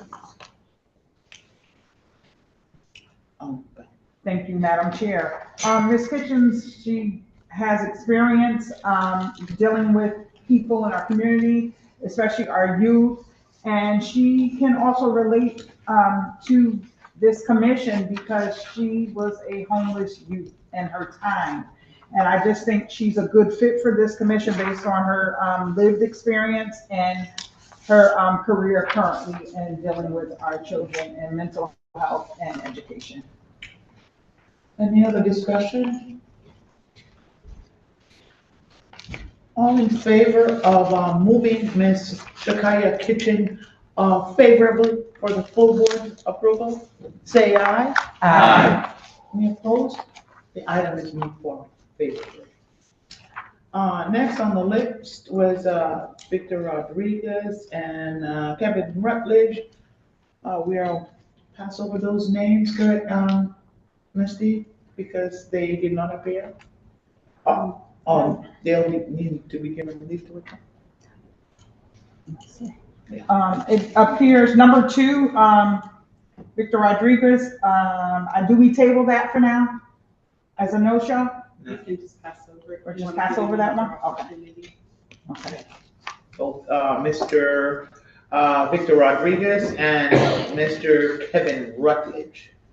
Those two names, those two persons? Calvin Rutledge and Stacy Guerrero have withdrawn their names. Okay. No longer interested in serving on the commission, so they need to be given leave to withdraw. Oh, so those two names will give leave to withdraw.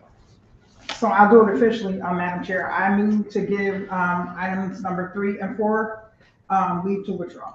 Second. Item has been moved in second. Discussion? Any discussion? Hearing none, those items are given leave to withdraw. Will be given leave to withdraw, I should say. Moving on. All right. What information you wish to vote on that? Do we need to vote? Yes. Yes.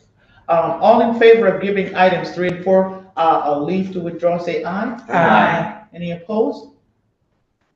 The items are given leave to withdraw. Move forward. All right, Madam Chair, item number 5. I move to approve the appointment of David Zanelli to police chief.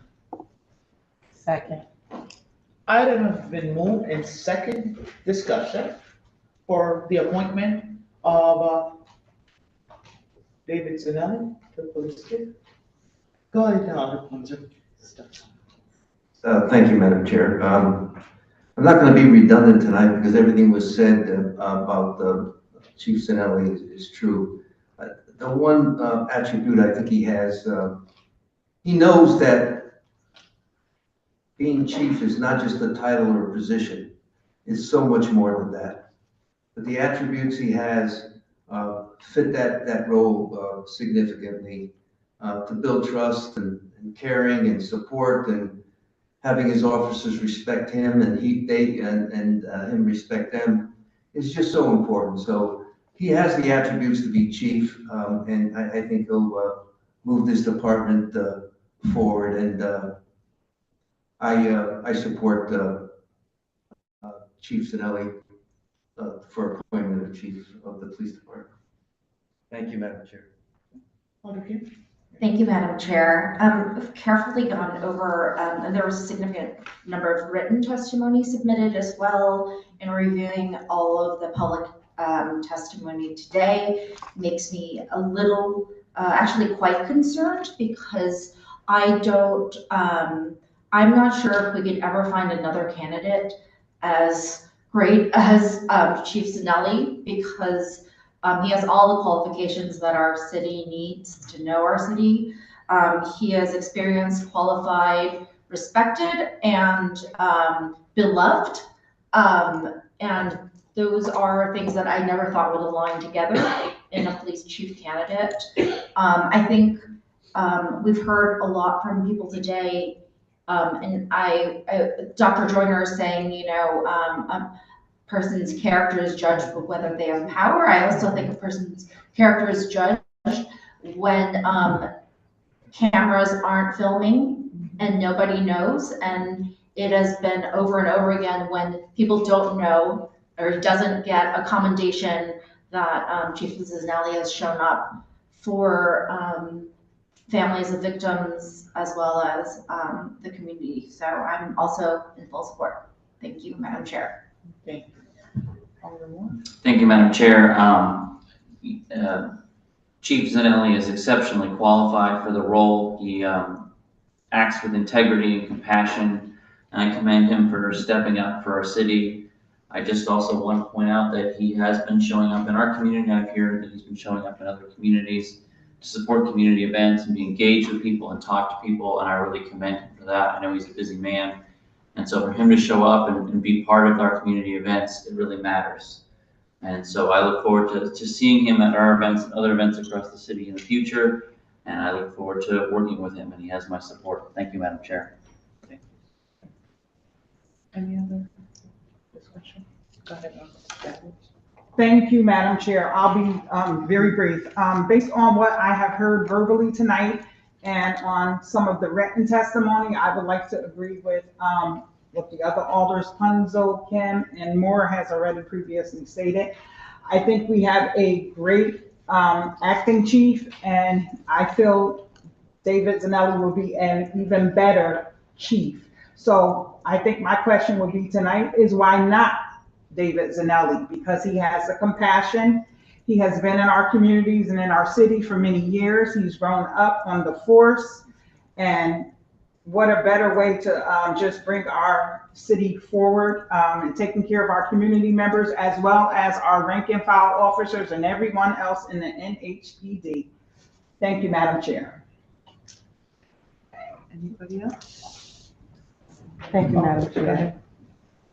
One day I strive to fill a room full of supporters like David Zanelli. So when you become chief, you're going to tell me how you've done that. Thank you, Madam Chair. I mean, I don't like him.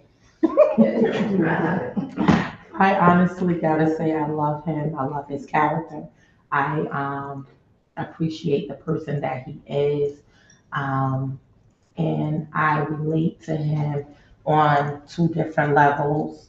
Um, we became very close and involved when I too was a victim of gun violence. My cousin was murdered 6 years ago, and he has definitely every time.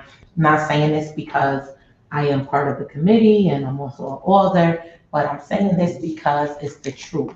Every single time me and my aunt has called his phone, even if it wasn't no new update, he still gave us the comfort of knowing that this is still an investigation going on.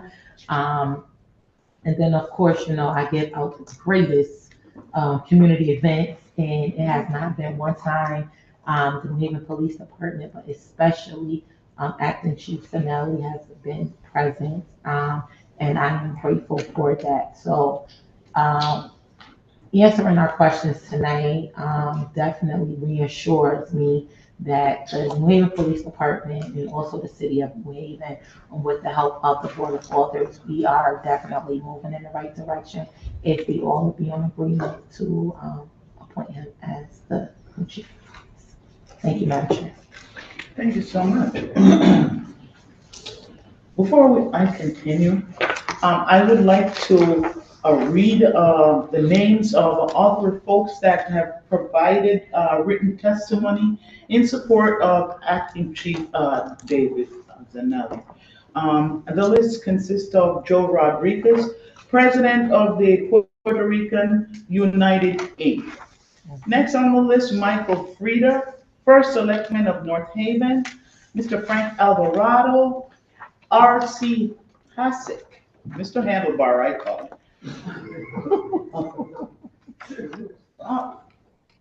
He isn't mine. He's a retired Jacqueline Burney, Kimberly Johnson, Wanda McNeil, Thomas Killstrom, Magnetic Movement, Jason M. Ryan, Chief of Police, Middletown, Rhode Island, Nakia Dawson Douglas, New Haven Police Commission, Michael Faria, Captain, Middletown, Rhode Island, William G. Iovine, President of Iovine Funeral Home, Inc., Bertram Etienne, Assistant Chief of Police. Those are some of the other names that submitted written testimony in support of Acting Chief David Zanelli. Continuing on in the discussion, we've heard tonight from a lot of folks in support of David Zanelli. One person that was not in support, but you can't win them all, right? So with that being said, for me personally, as the chair of this committee, I asked Acting Chief Zanelli some questions, and I personally feel confident that he's gonna step up supporting the ranking file, because at the end of the day, it's about supporting the people, right, that work for you, building the morale, a workforce that can look up to the chief and say, yeah, that's the example where I want to get to. Another thing that I personally think is important, support for mental health. That's important for everyone, especially people that are out there on the street doing this work. It's not an easy task, but he spoke of plans to implement programs that will support the officers. Those things I think are very, very crucial. Next thing is about, hey, money, benefits for working folks, these officers that's on the street. You know what I mean? They toil, they work hard. So I'm confident that Chief Zanelli is gonna work with the union to make sure our officers get all of that, what they deserve, right? So with that being said, for me personally, I am definitely in favor of moving him forward to be chief of the New Haven Police Department. Any other discussion? All in favor of Chief Donnelly, say aye. Aye. Any opposed? The motion carries.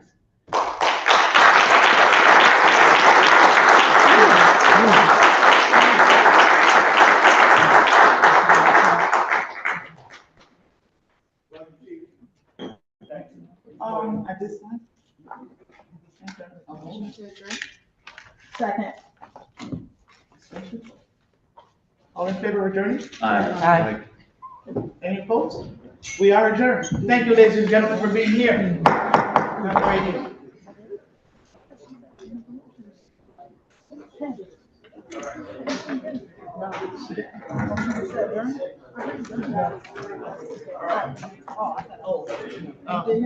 Committee,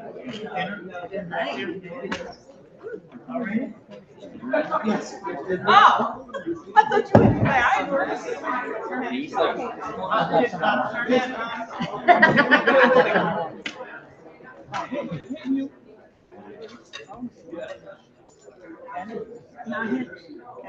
You know how to end it? Hit, end webinar. What did I say? Oh. Yeah, that's my job.